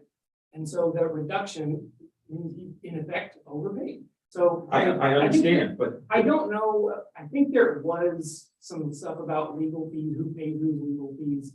I think there was some of that involved, but I don't think that that's really. if the court That's just is, part of if the how court court works. is reducing something, okay? And talking to the appraisal, it would seem like the only thing the court can direct the appraisal district to do is to reduce an appraised value. That's right. The consequence of which would be. Exactly. The So tax now, office- once the appraised value gets reduced, then that flows back down to the taxing entity, like the school district, like the county, like the city, and so on. To then say, okay, fine, your appraisal was X, it is now, $1 million less than X. And a tax refund is calculated by the taxing entity, By the tax office. by the tax office. To say, okay, now you are due a tax refund, okay?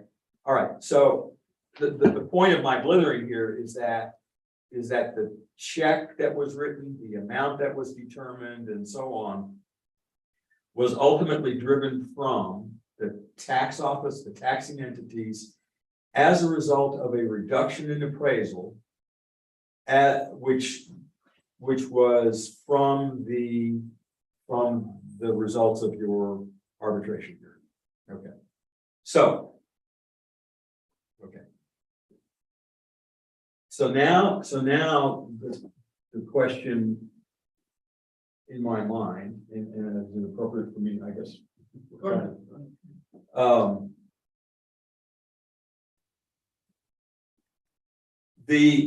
Another point you mentioned was income. There are three ways that appraisals are conducted. One is cost, one is in what's called an income approach, which is done for businesses, generally for businesses, and uses. Jackie, could you scroll back attached to the income worksheet? Yeah. Okay. So uses a set of values that are derived from ideally actuals of your business. Okay. The use of that approach, which is different than what's done for residential houses, right? Where you look at what's sold in markets, you look at what, equity things and that kind of stuff.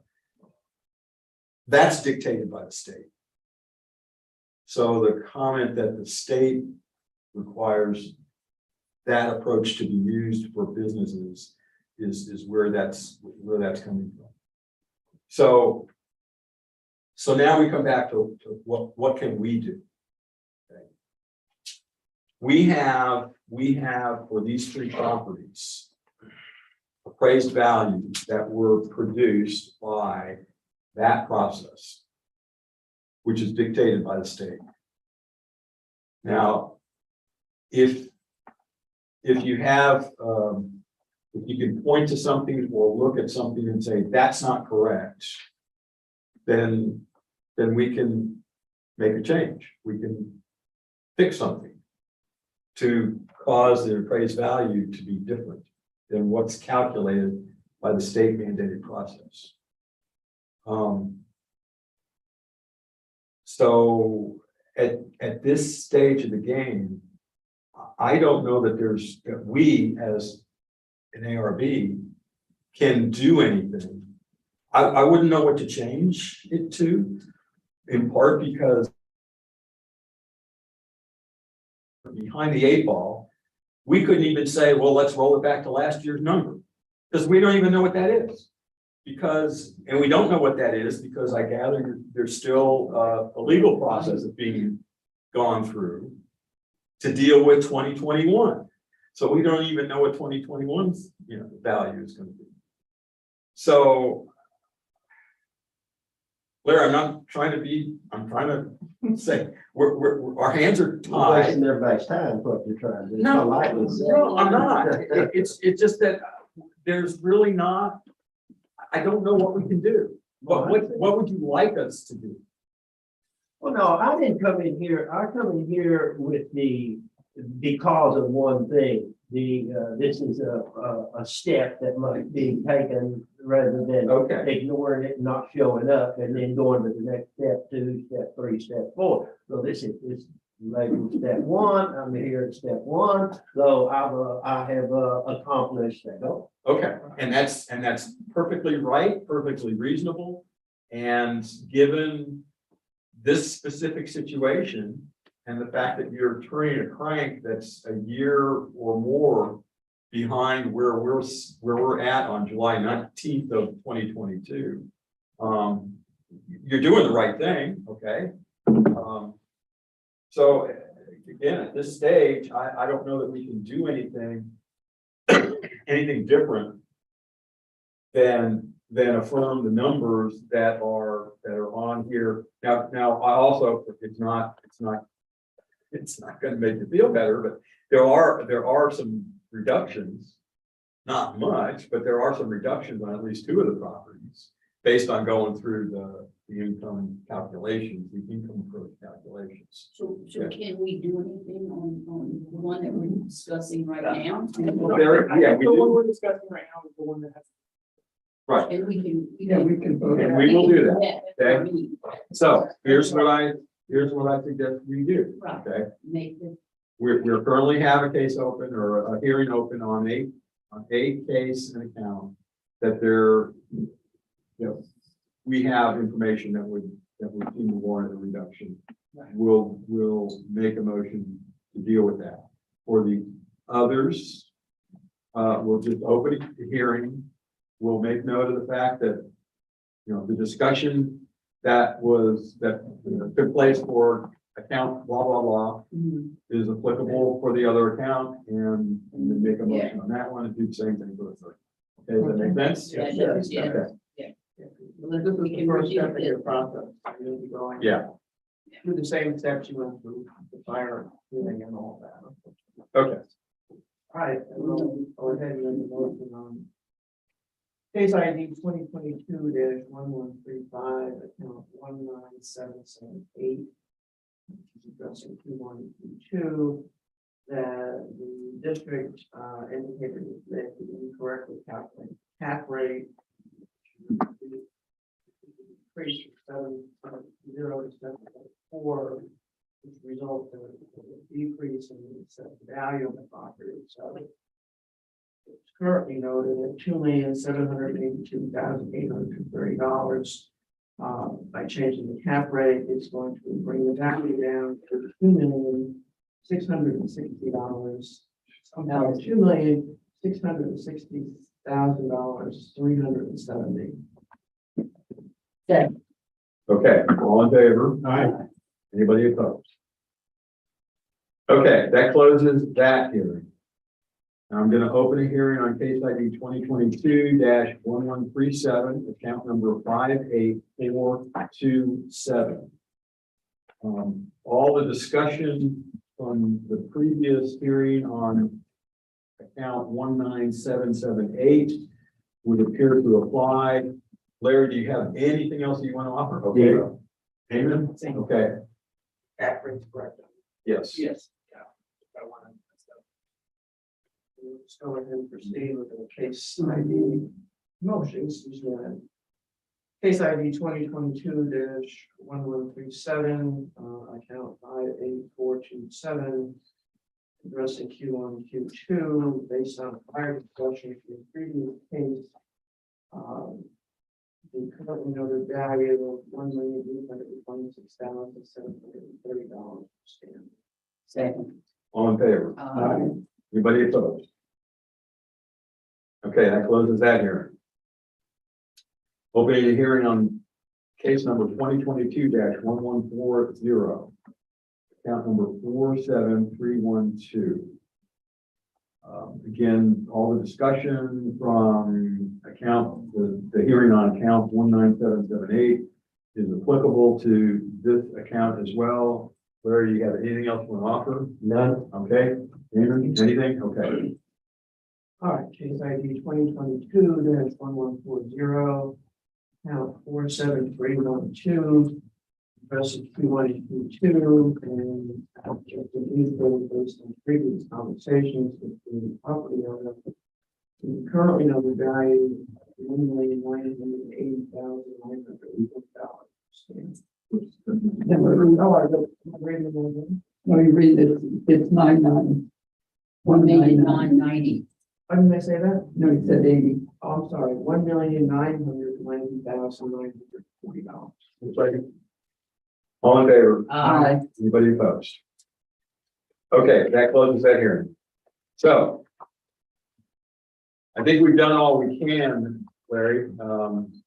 And you've taken the first step, I guess. All right.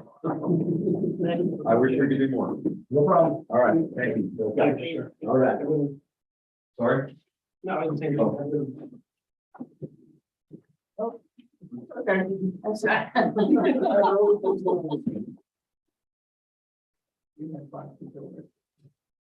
Maybe look for eggs.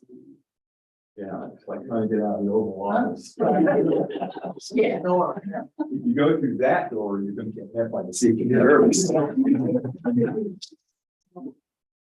We could put blinds on that door, maybe, it would be a little bit less, No, you would tend to go. for- They're gonna frost, They're gonna they'll frost at least this one.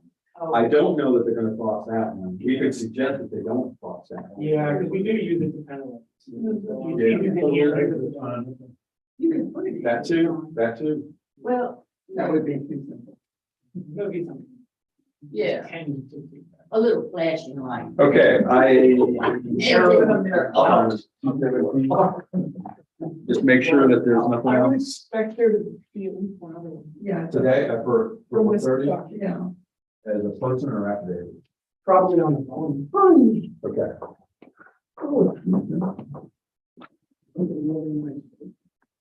We are. Where is this store? Where is that?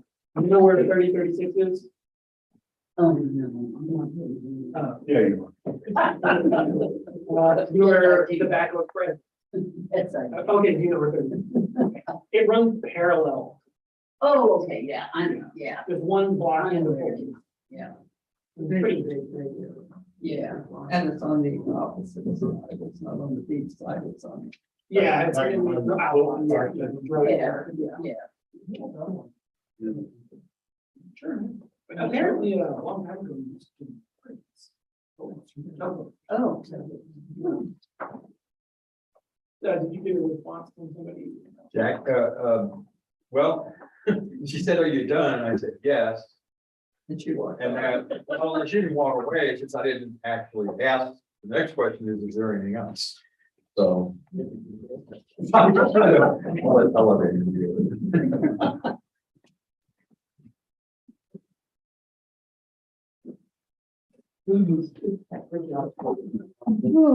Hey, You did great, Scott. Seriously, you never know how much I think you people know. are not Yeah, understanding the process. And you don't want to talk down to them, like, I think I'm an idiot. No. If you had just said what the goal was, it's a process, I'm working on the next step, you know. Yeah, and I wouldn't, it's interesting information though, that a year and a half. Oh, yeah, right.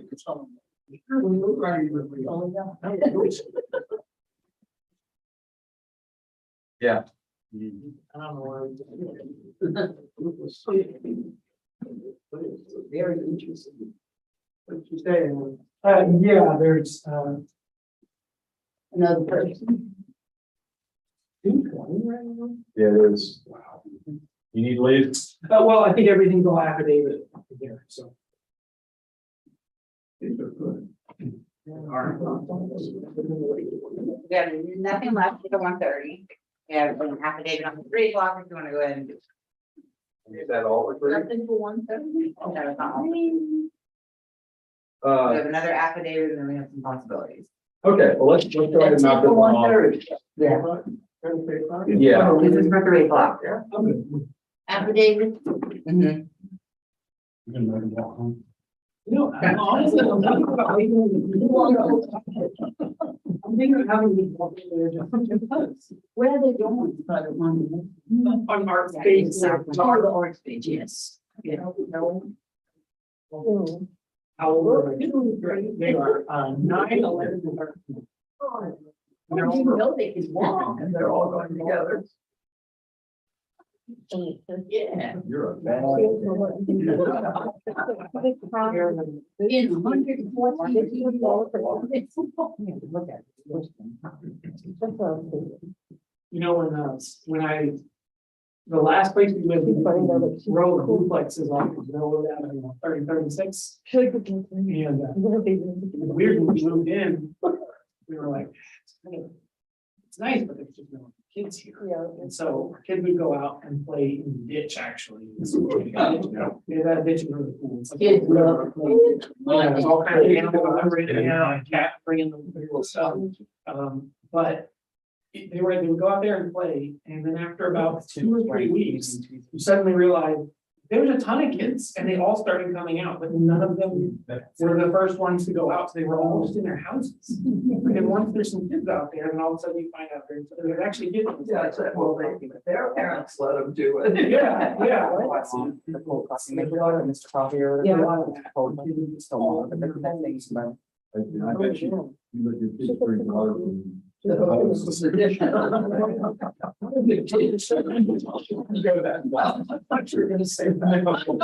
actually hadn't had. They wanted water. Just let it run so it's not hard to come out. You'll help figure it out. Bring some hot water with me. It's. All right, so we're gonna. Falls apart. I'll do that now. I drink out the rose. It's literally the same water. It's not gonna- Okay, so the affidavit here is page 20, it's 708, which is the top of page 7.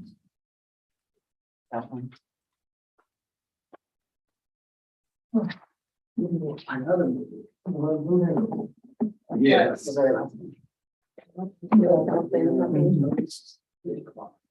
Yeah, on the 3 o'clock docket. So we are opening a hearing on case ID 2022-708. Account number 25240, which is 28 Blue Heron. This hearing is being recorded and streamed live on YouTube. And we'll keep real quick at what's under protest. We need to swear in. But we'll get to it. Okay, market and equity are under protest. We are the appraisal review board that will be hearing the protest today. We do not work for the appraisal district. We are appointed to perform an independent review of the protest. Protester has a right to appeal our decision, and appeal information will be provided to the protester with our determination. In accordance with tax code section 41.45H, it is assumed that all written material and evidence has been provided with the affidavit. The ARB members who are considering the protest have not communicated with anyone about the protest and are signing an affidavit to that effect. I, Scott Wagner, do solemnly swear that I have not communicated with another person in violation of tax code section 41.66. I, Captain Hoffman, do solemnly swear that I have not communicated with a person in violation of tax code 41.66. I, Joanne Ferguson, do solemnly swear that I have not communicated with another person in violation of tax code section 41.66F. I, Ronald Kennedy, solemnly swear that I have not communicated with another person in violation of tax code section 41.66. I, Peggy Burton, solemnly swear that I have not communicated with another person in violation of tax code section 41.66. It's Oh, making its way around. Gotcha. and I remember to solemnly swear affirm the testimony shall present to the appraisal review board to the Aransas County Appraisal District is true and correct.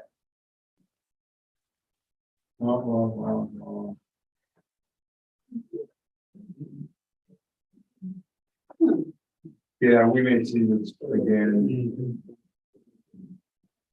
We were looking at there's one page in the protest file that talks, that's got four counts listed. I think those maybe handled later, or maybe they were already dealt with. Yeah. They've probably been settled, so I would just focus on this one. So Eamon's sworn in, and anytime you're ready, Eamon, you can read the affidavit into the. All right, the update is letter form, July 14th. Addressed to us, property agent 25240 28 Blue Heron. Owner Jeffrey C. Bryan.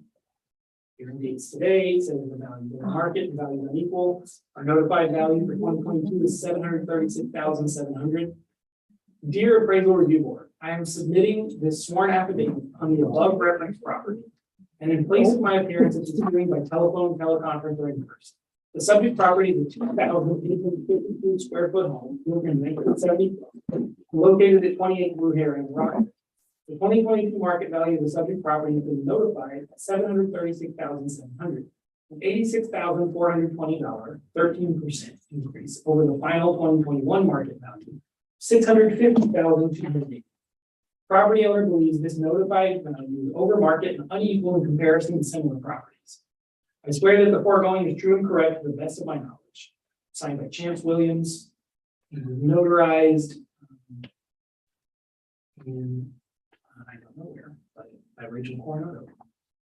And then the next page is the TDLR license for Chance Williams, stating that he's a property tax. Okay, and that's conclude their evidence. They did not provide an opinion of value. They just said that it was in excess of market. All right, so our evidence, yep, 25240. Last year it was 650, 280. This year it was noticed at 736,700. This is a 5-class home on Blue Heron. Picture of it in front of a little intersection there of Spoonbill, Blue Heron, and yeah, that's it. It's a little house, little boat ramp, and it's we have it as a 5 SS minus. So the sales grade, we have a little bit of a mix. We have a house that's very comparable, a piece of land that's nearby, and then 2 homes that are very nearby. They're on the street. They're on Blue Heron. They're nicer homes, and they were good recent sales, so there's going to be some significant adjustments to them to make them like the subject. The first one is the 5 SS minus house. That's very similar in age and condition. And its indicated value adjusted to be like the subject is $745,728. The bulk of that adjustment is the land. This thing's on a better piece of land than 22 Sandpiper. There's other sales on Blue Heron. One sold for $1.5 million, the other sold for $993. They're nicer homes. They're a little more updated. They've got some better features. So there's going to be a lot of adjustments down on those. And then there is the land table did change this year. So comp number 3, which is the land sale. Someone paid $495 for a lot. So the subject would indicate a value of $739 because they would say the land is worth $493.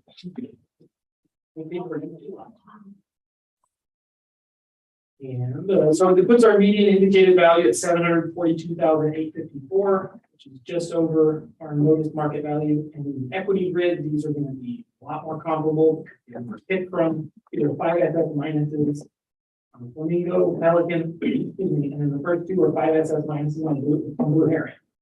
So as far as equity goes, one of them is 887, there is 785. They end up being about our median, which is 754. This thing just doesn't have any weird adjustments going on. It's just make sure there's nothing in the land. Yeah, there's nothing. There's no super adequacy on anything. This thing's got quite a bit of depreciation on it. It's just a 5 SS minus on Blue Heron. So as far as equity goes, it's treated exactly the same. And then our sales ratio report should be for Keel Agro. So by and large, when we do the sales, there's how many sales? 109 sales. Yeah, we're at 97%. That's it. That concludes our evidence. Not only Since I didn't, when you did 708 and 2540.9. Here's your parent, it's got some Q1 and Q2, district's information indicates that the noted value of $736,700. Second. All in favor? Aye. Anybody opposed? Okay, that closes the hearing. think we are in limbo until 3 o'clock. Now you Who's gonna show up at 3? Yeah, and I asked the question, it's just, she said possibilities, so Yeah. so I don't know if that means if nobody shows up, that's it. Well, I think that we received. No, we just received that affidavit, and then I think the other one, we've gotten like one affidavit from them. So they might call in, or we don't know. All right. You need to go get your gift. Not right yet, it's still a little bit. But we're just waiting for the 3 o'clock, see if anyone shows back up. So the art, is that the art center? No, it's not. I thought it was. Not the art. It's actually where. Where what? Where City Hall used to be. Yeah, On Market Street. that's where they have all their classes. Yep, that's where it is. That's a block south. Oh, do you? Oh, Yeah. okay. That's nice. Yeah, so They don't have to cross the main street for that. too. yeah, well, no, it's, they live across Market Street. Oh, they would. Yeah. But, you know, when I was a kid, we used to like, not a lot, but a couple times. We would lay down on Market Street. And like, as soon as you lay down, no cars around, you're just terrified. Yeah. You're like, you can't tell, you just can't see. Yeah, there is one more. Feel around a little bit. Cracks, you stand up and it's like waiting. Sound, no, yeah. Don't tell your kids that. No. Because they're Oh, I like, can tell them they're not. oh, yeah, girl. You know, me and my brother used to hang out on the bridge, under the overpass, on the bypass. I remember when the bypass was built, we used to play out there in the woods back here, and then they started bulldozing it all. Yeah. We played on that, and then we, so that overpass was built, we put it in the overpass. We're like cars. Loitering in the All right, this one is 3 o'clock. It was actually more than Pasadena, but my parents were. Car number 67323. Yeah, well, That is scary. Yeah. And have multiple accounts as agent, but for some reason we only received an affidavit for this. The one, 67323. Going off in here. Page 6, middle of the page. Right, you see the shoulder. I think so, no. Did you refresh it? Refresh that. The page? Like close up? Oh, no. You just write, no. I'm telling you, no. Well, No, that's right. yeah, the people hopefully will come. Going to thirty. Are we ready?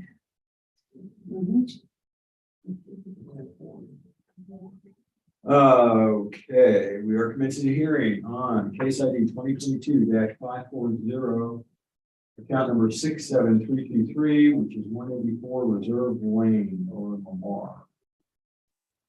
This hearing is being recorded and streamed live on YouTube. Check what's under protest. Okay. A different looking form. Yeah, weird. Okay. It's almost one of the anyway. All right, we are the appraisal review board that will be hearing the protest today. We do not work for the appraisal district. We are appointed to perform an independent review of the protest. Protester has the right to appeal our decision, and appeal information will be provided to the protester with our determination. In accordance with tax code section 41.45H, it is assumed that all of the material and evidence has been provided with the affidavit. The ARB members who are considering the protest have not communicated with anyone about the protest and are signing an affidavit to that effect. I, Scott Wagner, do solemnly swear that I have not communicated with another person in violation of tax code section 41.66F. I, Kathy Hoffman, do solemnly swear that I have not communicated with the person in violation of tax code 41.66F. I, Joanne Ferguson, do solemnly swear that I have not communicated with another person in violation of tax code section 41.66F. I, Ron County, solemnly swear that I have not communicated with another person in violation of tax code section 41.66. I, Peggy Bird, do solemnly swear that I have not communicated with another person in violation of tax code section 41.66F. I remember it's all for affirmative testimony. The appraisal review board, the Aransas County Appraisal District is true. Okay, so let me ask. This doesn't look like an affidavit, and it's not notarized. There is one. Really? It's on your tax evidence. I guess I have to go out and back Yeah, in, check. maybe I was in the wrong place. 16.33. That's It's huge. Yeah, I was in the wrong one, okay, Under tax evidence. yeah, got it, thanks. All right, so I'll go ahead and read the affidavit in the record. This is account 67323, the owner is Jason R. Gilman, 9752 FM 1863, San Antonio, Texas 78266. Property is 184 Reserve Lane. The legal is boardwalk at St. Charles Bay, block 1, lot 22, acres 0.481. Reasons for protest, selected are value, incorrect appraised market value, incorrect values of the properties. The evidence is described as being one packet. Statement of fact or arguments as follows. On the basis of market, there are two comparable properties that sold in the pertinent year of 2021 that suggest the property was worth. Based on these comps, we recommend a value of $1,480,170. Please turn your attention to the market sales section of the appeal summary in our packet. Secondly, in accordance with Texas State Property Code 42.363, on the basis of unequal appraisal, we found that 9 are similarly situated that are the same general kind of character that suggests the property that was appraised. Thus, we recommend a value of $1,566,340. Please turn your attention to the uniform and equal section of the appeal summary in our packet. Most respectfully, Drew Clayton, Maritax LLC, agent for owner, SPPC, number 1095. Hearing type selected, I do not intend to appear at the hearing in person, by telephone conference call, or by video conference. This affidavit and the evidence and or argument submitted with it may be used at the hearing if I do not appear in person. It was signed in Dallas County and notarized, signed by Drew Clayton. No. Yeah, Drew Clayton signed it. And I see. Elizabeth Ontiveros was the notary. All right, 2022 appeal summary. So this is a house in the reserve, formerly called Boardwalk at St. Charles Bay. It is a 5,000 square foot home. And built in 2013. It's a 7 SS. They're pretty much all 7. Very consistent neighborhood. And they restated the same numbers as before. Their opinion value. So the first thing I'm seeing is their equity grid. It gives a bunch of comps A through I. And there's a map of them. And the thing that I would point out is if you look at their, I know we're not in my rebuttal, I'm not trying to misrepresent their evidence or whatever, this is their equity grid. I don't know what the adjustments are in this, but I'll just point out that if you look at the market value on some of these, like comp A, says the market value for a 7 SS home in the reserve is 570. But we don't, obviously it's not 570. It should be a red flag. This house is incomplete. It's under construction. The comp A. Comp A, yeah, and it's not the only one like that. There's other comps in here that are like really low numbers. And it's because they're like incomplete or developer discount, or they're just way smaller. Anyways, that's where their number comes from. It's kind of immaterial because their sales number is lower number. All right, so let's look at their sales. So there are 2 comps. The first one is 59 Magnolia Street. It's a 5SS in Neptune Harbor. Sold for 560. And adjusted to be like the subject, it indicates a value of 1.39 million. And the second is on Lakeside Court.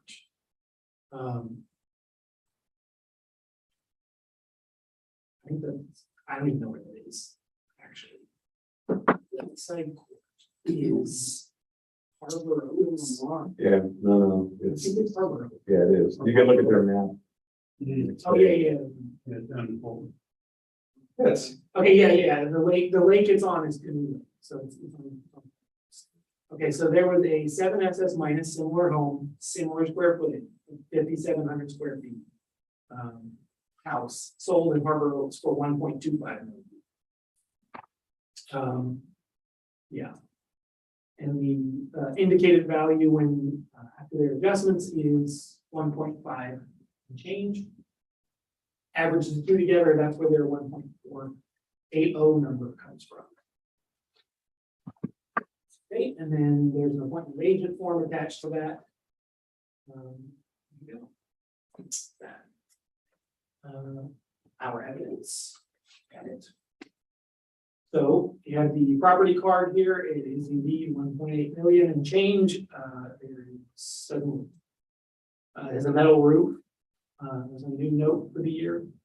There is, it was made a 7SS this year. I guess it wasn't before.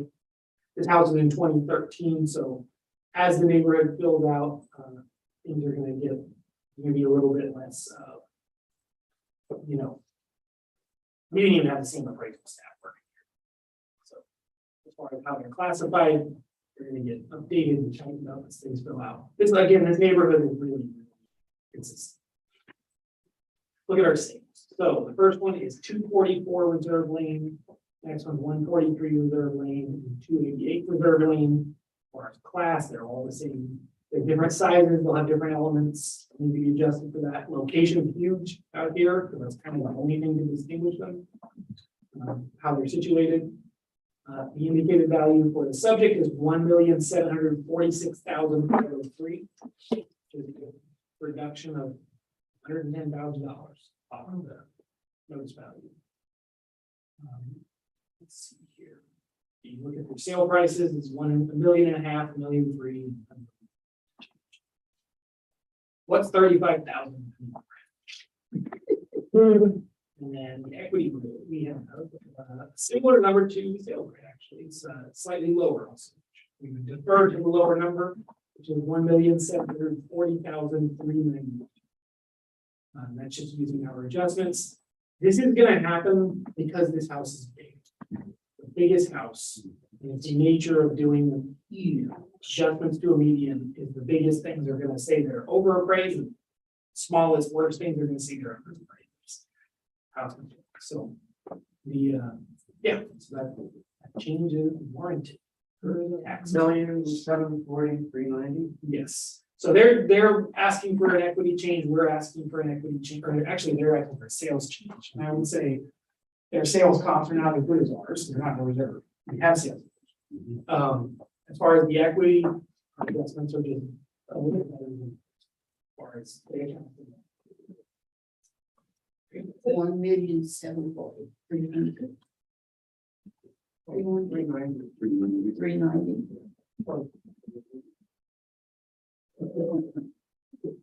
I don't know.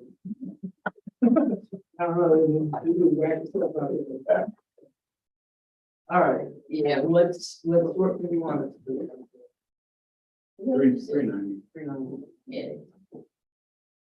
Case ID 2022-540, account 67323, which is 184 Reserve Lane.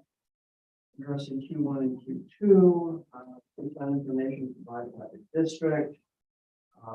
The equity value, average equity value is lower than the noted value on this property, so it needs to be reduced from $1,858,220 to $1,740,300. Second. All in favor? Aye. Anybody opposed? I find it a shame that there, I don't know why anybody could live here. There were only 2 sales in Aransas County. We did a tour with the fire department last week out there and do some training on the new build, the fire walls. That place is still enough fast. Oh, yes. It's great. And I haven't done it in 8 years. Yeah. Just the I call them condos. They're 2-story or 3-story. And they're pulling in tremendous price. We drive on this and They're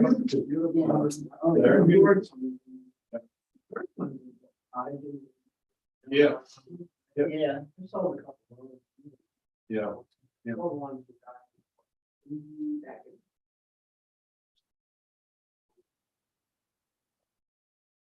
I think this house was one of the very first ones out there, It was, you know. it had some damage in her. Gilman Honda. Car dealer. So, Gilman Honda. oh, And he owns a lot of clothes. Yes, because it has the dock with it. It's a beautiful house. It is 5,000 square feet. I hope they have made the wind blows, you can run now.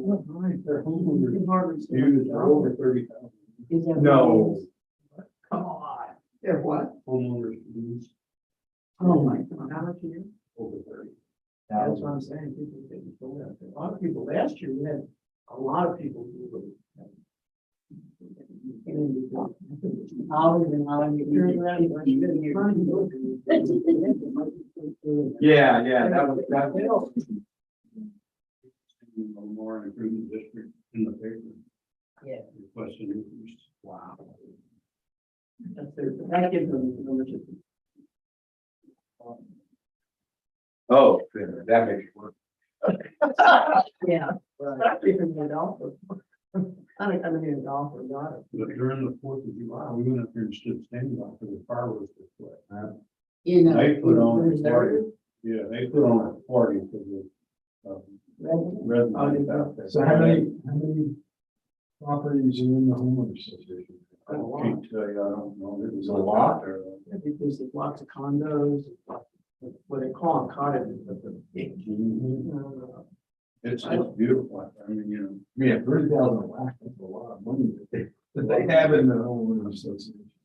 They used to play. I mean, they had it fully catered, they had live bands out there, it was really nice, that's what they did. You know, and go Red Hunt, leave it all down. Red Cone. Red Cone. George straight at the first, and then I think George is out of it, and Holmes may be out of it now. I think Because somebody sold out there a few years ago when it I really think exploded. the guy who's Well, teacher. with Jed, the year vodka, I think it started it, it kind of sat there. Yeah, it kind of sat there, it was slow going. Yeah. They were still digging canals, and once they got the canal done and all Yeah. the, everything done. It's beautiful. Yeah, I mean, you can walk the water. They Non-stop. got that. Yeah, Boardwalk. yeah, it's. We've really actually nice. driven our boat in there. Yeah, and it's, We drove our boat, went through St. Charles Bay and then drove around in there. it's just north of the state park, so Yeah. it's ideal out there. But yeah, I heard that they were up to 30,000. That property isn't small, is it? So what do you get? I guess you get your maintenance on your property, you know. They did a lot. So, road maintenance and everything. Yeah, There better they not be holes in the roads. There was all concrete, Yeah. road curbs. It's really nice. I think they've got a public here there The quality of the. Yeah, they do. with boat lifts, yeah. Different buildings are built out there, but the quality of the building. Ones that were originally built as cottages. and the first ones that houses were built by $10. I was in them and they were appointments. and- I've been in some of them, they are. They really are. And those lots out there, I think started at 500. You know, before you put the house. Yeah, but if you can afford the lot, you could afford the house. Oh, yes. In Newport Beach, California, there used to be a grocery store. And none of them had prices on it. And the attitude was, if you had to ask the price, you couldn't afford it. They do that in Rodeo Drive. Yeah. We have people pretty fun, we don't know. I don't know, there was a guy sitting there, I thought he might be, but He's done. yeah, he may have just been waiting for the house. Well, everything settled. I got more tomatoes. My neighbor brought me some tomatoes in. One more.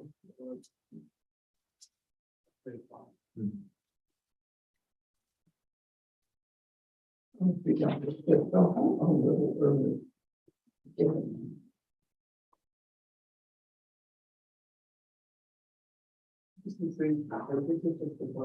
Yeah, it's just a fidget toy and do your hands.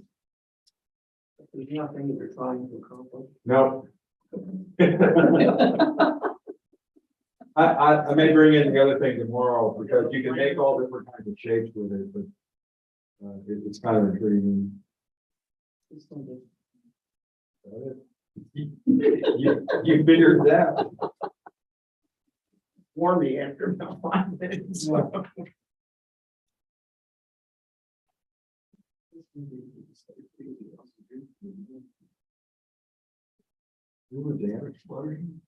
Yeah, well, it's on the news.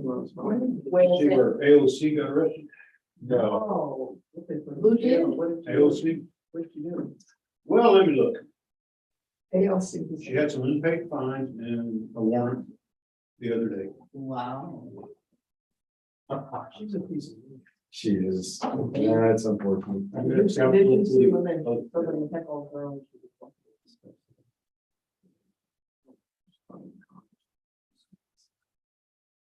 It's still all around. Yeah, I saw that. Yeah, right. She got counseling. It says here, this came from the US Capitol Police today. Said we made a total of 34 arrests for crowding, obstructing, or incommoding DC code, whatever it is. The arrest number includes 16 members of Congress. Oh, gee. 16. Yeah, but is that secretaries or? Can't tell you. But they're not members of Member of Congress. Congress. No, What do we know what she did? excuse me. Do we know what she did? Only thing I know is what's said here was, she had some unpaid fines and maybe a warrant, nothing for sure yet. It's on Fox News.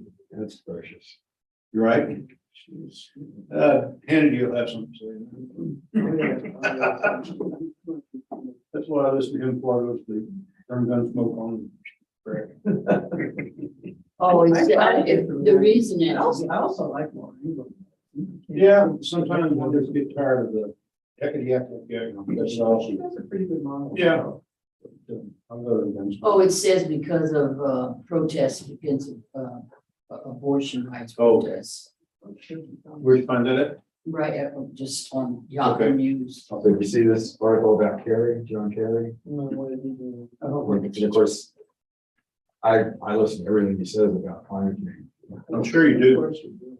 Because with all the trips he's taken He's a on, professional judge. Yeah. says since he started working for the Biden administration, his jet trips have contributed 300 metric tons of carbon dioxide. He's such a, It's- you know, we've married to this. now. Yeah, right. Yes. Heinz, Right. yeah. And you know, how can you? In all food conscience of the ag one. Why that we playing around all over the place, so we can talk about climate change, I mean. Yeah, well, it's not so many of I those think that's the only thing in the whole wide world that has any significance is climate change. big conference they had in Switzerland someplace, and it was just, I mean, there wasn't enough room at the airport for all the private jets. Right? I remember the, all the Hollywood folks and everybody else showed up. But you know, I'm telling you, Connie, it's a problem. You know, my philosophy is that I think India and China and Mexico City in particular is in holes like the big thing. Fog in there, but it's all, you know, we can do everything in the whole, every single one of us can drive an electric car. If everybody in the world can do it, the air is not gonna stay right out the United States. On the refrigerant for your air conditioner, you can go to Mexico, buy all of it you want, dirt cheap. The old stuff that actually worked, You can't do it you here. can't do it. No, you can't. All the EPA regs. Yeah, but Oh. they had to keep adding some combined to make it part. It's really regulated. And I read a statistic, this was quite a while ago, but one volcano erupting will undo any of the saving gains for like somewhere between 5 and 10 years. Yes. Now, St. Helen is a good Just example of remember that. that, yeah. It's likely that one will. All the ash that was put in the air up there was great. When mom and dad were in the Grand Teton and it exploded. Oh, really? Wow. And that's mild. That's a what? What? Long way over there. Yeah. Jeez. Well, we Crazy. just look at all the Get stuff that that we're dust in getting from Mexico, Mexico. yeah, get that scary dust. I never have. It's horrible. You fly in there, it's like you fly in, it's like you don't even know you're gonna go in. I can't see. Haze on this big, huge bowl.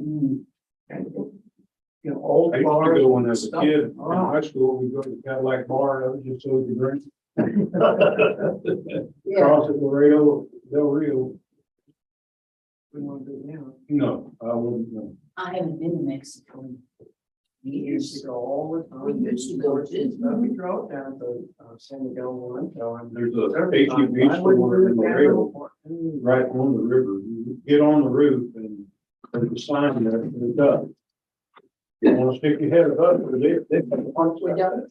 You look over the back of the 315, and then we do have our. in the United States, the river, right, if you put your hand up, and look over it, it's right there. And there's Mexico. Well, that's not when you go through a battle, it's like. I-10, you know? We went up. No, oddly enough, it's not most of the immigrants. I'm like, come and go past it, come to the Rio and. Yes. You know, we had to, you know, the big 4 foot by 4 foot storm grates out in the parking lot. Yeah, we had to weld them down. They were coming from the river in the drain pipe, running up there, and they would park a van over these, pop the lid and load the van. Yes. And then finally had the border patrol sit back behind there and watch them. And call them. So we had to weld all the brakes down. We had to weld them all down. It's just crazy the stuff they come up with. Look how they build those tunnels that go on. They're El Chapo. Yeah, on top of it. Yeah. We've done those stuff. No, We're waiting, there's, one person that could be by phone, but they did submit an affidavit, so if they don't call in, yeah. by 3:15, we just do an affidavit. Almost 3. So.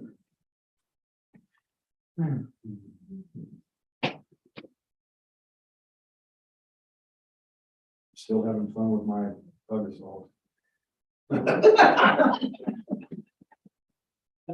Any excuse you shoot there or flies or whatever. And When you're docking or whatever, just. so when I go out in the morning, I drink coffee. Gun in read one the hand, news, coffee in the other. and my wife has fed all the cats, right? So the cat will go out and attracting flies and I probably get at least 6, 7, 8. When you like a barbecue pit and smoking, that really brings you have fun.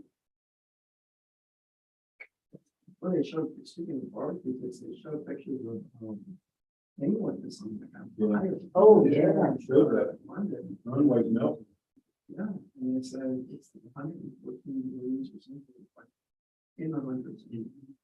Well, and their favorite is- Don't smoke outside, don't, air to blow, don't drive, what use your barbecue pits, don't, you know. They're not using. They don't have a lot of air. No. But also their pavement is not really designed for hot weather. It's got too much rubber added Yeah, into it. so it melts down. When I was in California, we would always get kids in who ran out into the road, it was a chicken kind of thing. In bare feet. In their feet Yeah. during the summer. Yeah. I lived like 30 miles from Palm Springs and then, second, third degree burn. Yeah.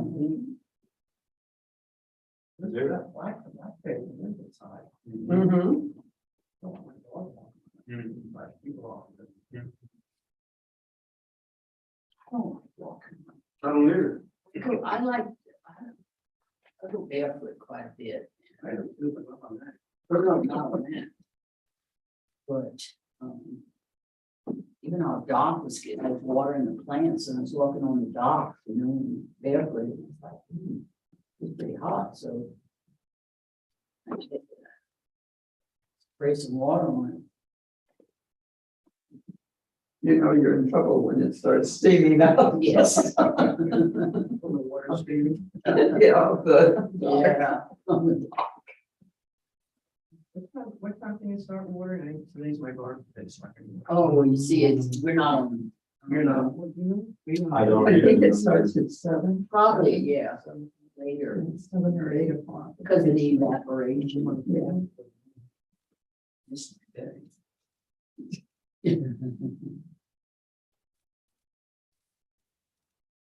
I'm trying to look at it positively. If I put less water on the grass, it won't grow as fast. And my lawn bill will go down. I run mine an hour. Oh, I usually do half an hour. Oh, wow. But you know, I've got some Really really trees trees. like once a week. Yeah. Yeah, I'm gonna have to go to that. Says here. And water once a week between the hours of 6 p.m. and 10 a.m. Oh, okay. I didn't know that. It makes it a lot easier. And you can do hand watering. You can hand water wherever you want. Yeah. So I can get all my pots done.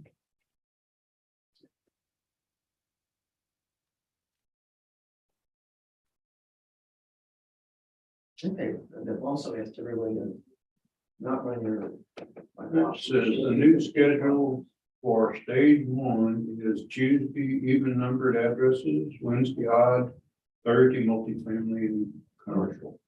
Oh, it's not like ours today? Well, clicking onto the news release and it's got more detail.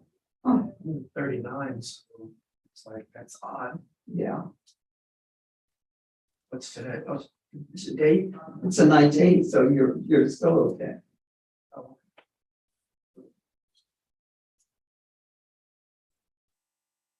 Oh, but just say once a week? Or just odd days? Odd or even days? Says stage 1 limiting once a week, so between 6 and 10.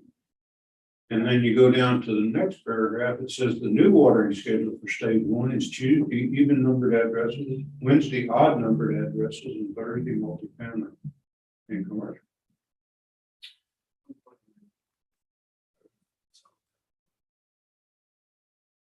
It's Says water well. 19. Restriction. Yeah, but you're an even number? about 39. Oh, so you're not. So. And it's on the city's website.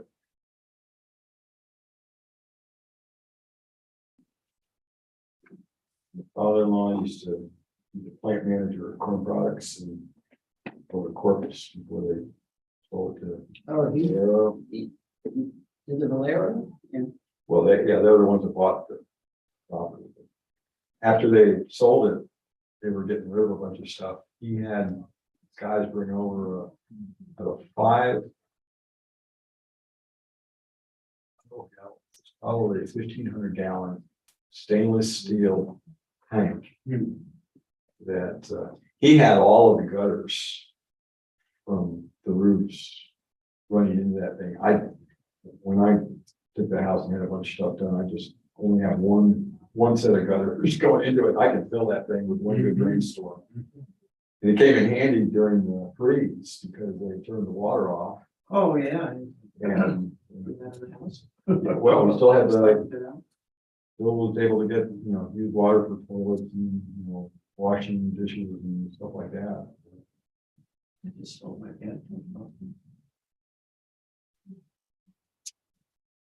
That was crazy. Yeah. We never lost power during. I didn't even. We did, I did. During the freeze? The whole Yeah. week, yeah. And it's, So when somebody says to me, oh, you should get an electric car, and I'm saying, wait a minute. yeah, right. I need one that'll do both. With the fire station being right down the street, it was a warming station, so we didn't lose power. Everybody, in a country called Lost Tower, it's on my side of the street on St. Luke's Place. I was like, So you had everybody come to your house? no, I don't think anybody figured it out. I didn't know everybody else in Lost Tower, they go, oh, I don't want to do something about it. Well, it's nuts, it's our street, Pintail, it's a dead end street. So you come off of Coconut Cove Road, come down Pintail, makes a hard right turn and dead ends. The short street. Okay, the first 5 of us on Pintail, from Coconut Cove there, well, didn't lose power. But everybody else, from there to the end of the street, was out of power. Now you say, there's only one set of power lines, goes past our house, until serving all these people. You're all on the same grid, so you would think, right? There evidently was some grid difference, you know, in terms of how they labeled them or something like that. These meters that read and they're automatic. Yeah. Yeah, on the Coconut Ridge area, there was 2 houses. And both of them, what was interesting, both of them were couples that were very old, 80s and 90s. You know, their houses had electricity, the whole rest of the places. And I hear that if you have the Nest thermometer, thermostat, you know, that you can do off the Wi-Fi, Yeah. they can tap into those and turn your ACs off during the hot day. Oh, really? I've heard that. I don't have that. Well, it is. Everybody. Yes, I'm not kidding it either. Turn your thermostat. That's what mine They'll said. shut the compressors off is what they do. And they can do that somehow. Only They if do. you have Wi-Fi. Yeah, Yeah, It's not by doing. that's the only way they get back into it is through your Wi-Fi. I keep my I won't have thermostat at 78. It's pretty warm. mine's at 7. 74. Mine too. 75. 78 is comfortable for us. When I go to work, I'm in here in the morning from. At 74, 75, 90, we started. We keep our ceiling fan on. Yeah, they're always on. And we sleep with a fan at night. Ceiling fan and a fan. Oh, no, I just, That's for the noise. but yeah. I got I had this in Austin, a wood burning stove insert Oh. that goes in the fireplace. Yes, And so when I got that we built a house in Austin in 1980. And the stove was pretty big, right? Firebox was pretty big, so on. And I got just a ton of heat out of that in the winter. And so when we got the house down here, our parents passed away, or her father did, and her mother didn't want to live at the old house and so on. So I had a whole bunch of remodeling done inside the house. And one of the things was I pushed the walls out 8 feet because there was a huge overhang. And they repositioned or redid the fireplace. So my intent was to bring that stove from Austin down here. So we had just a big nuts with the contractor when we were remodeling, and we ended up in court. It was a pain. But one of the things that screwed up was the firebox. I gave him all the dimensions I needed for the fireplace, and so the fireplace wouldn't, or the stove wouldn't. But it was a mixed blessing because in the 20+ years since when I got that stove in Austin and when we were remodeling, technology had improved so much that I have a smaller stove that puts out more heat than the one I had in Austin. And we use that a lot in the winter. To the extent I have to be real careful when I crank the thing up, because if I don't turn the AC up, because I got one that just switches between AC and heat. So if I have the AC set at 74 or something, and it'll get to 70, the AC will come on because it gets too hot in the house.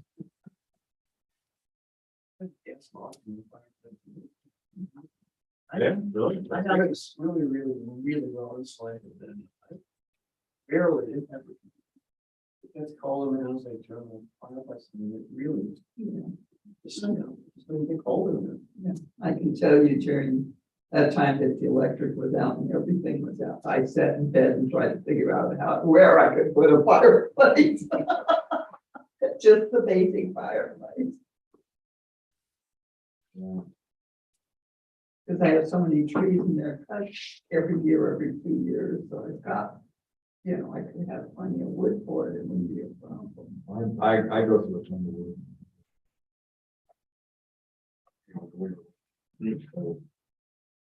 Okay. I burn, it's tough to tell because I get it from Steckler, Jeff Steckler. Oh, Jeff cut my trees. Yeah. So I bring my flatbed trailer over there, and the way he sells firewood is you've got a front end loader and he fills the bucket, so you get a bucket load. So it's probably somewhere, around 3/4 of a cord. And he just comes over and just goes on my trailer. And I know I went through two trailer loads of wood during the freeze.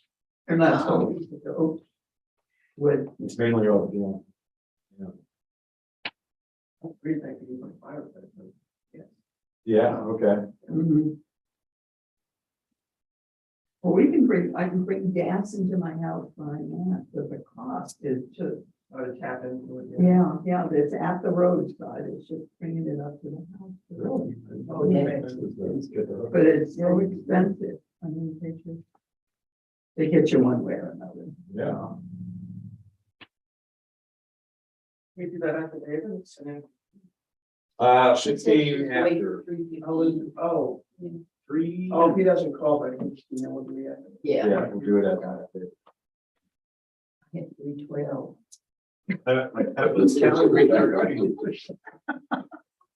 Watch, it's 313. Counting down. 313. Yeah. Don't hold your breath, though.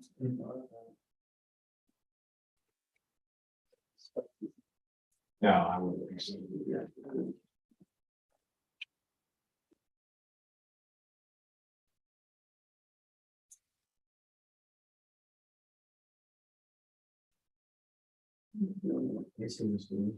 I do not.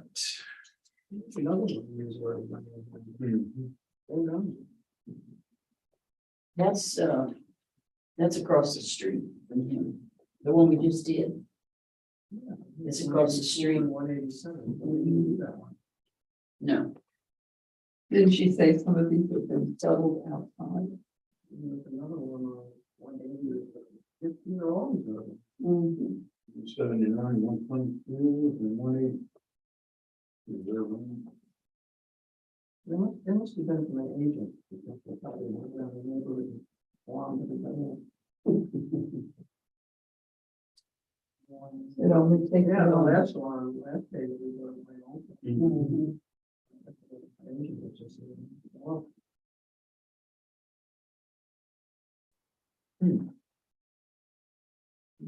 Cool. I see this one at the top of page 6, which is south of Bell. That's down the county. That's there on North Pole. Yeah. but she said we were through for 130. It's a 130. Yeah, no, I was just, what got my eye Yeah. at Southwestern Bell. And see some of these big companies. And I imagine, I'm pretty sure HEB did their thing last year as well. It's just a matter of it's always do it kind of thing. Obviously. All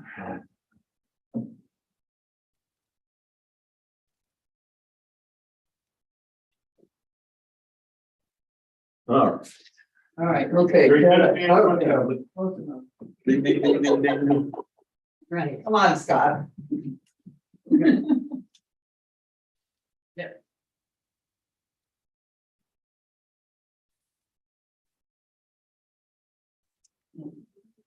How could you forget to read this? It was easy. Forget to do what? Yeah. Oh. Yeah, why they, thank you. Okay, and no calling, I'm gonna go ahead and grab the affidavit and we can do it. No. So they're probably gonna call them in here. Yeah, he's gonna go get draft David for the. Our time now. Yes. Yes, amen. To his kids. No, he didn't raise office. Oh, he's in.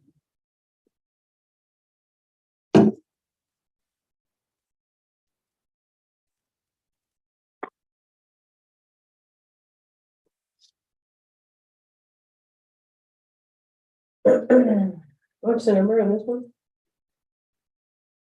Don't know which one. Nope. Let's just pick one. You're reading. Yeah, right. Keep reading. It's at 3 o'clock, right? There can't be many. Yes. Four of them now. Let's pick, An interesting one, yeah. Well, the last three are the same person. Oh, I don't want that one. Well, that's all that's left. No, there's Gilman. No, because we just did Gilman, yeah. Now, what's another one? Mm. but that's a lot. He's already left though, so. Yeah, I was gonna say, there are two. One was a house, one is a lot across the street from the. Yeah. We didn't do that one. You must have a barn or something on There's no more. We're done. Yeah. Hey, David. Nope. Oh. We're gonna wanna play with it. Nope. But we get to come back to Chicago.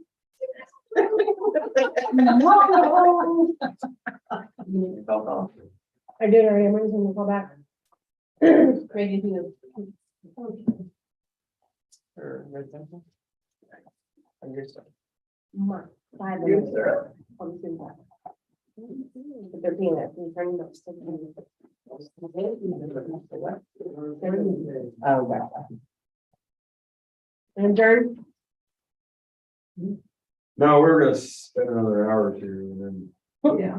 Yeah, okay, one. We should adjourn. What? We need to Oh, adjourn. adjourn. I'm gonna move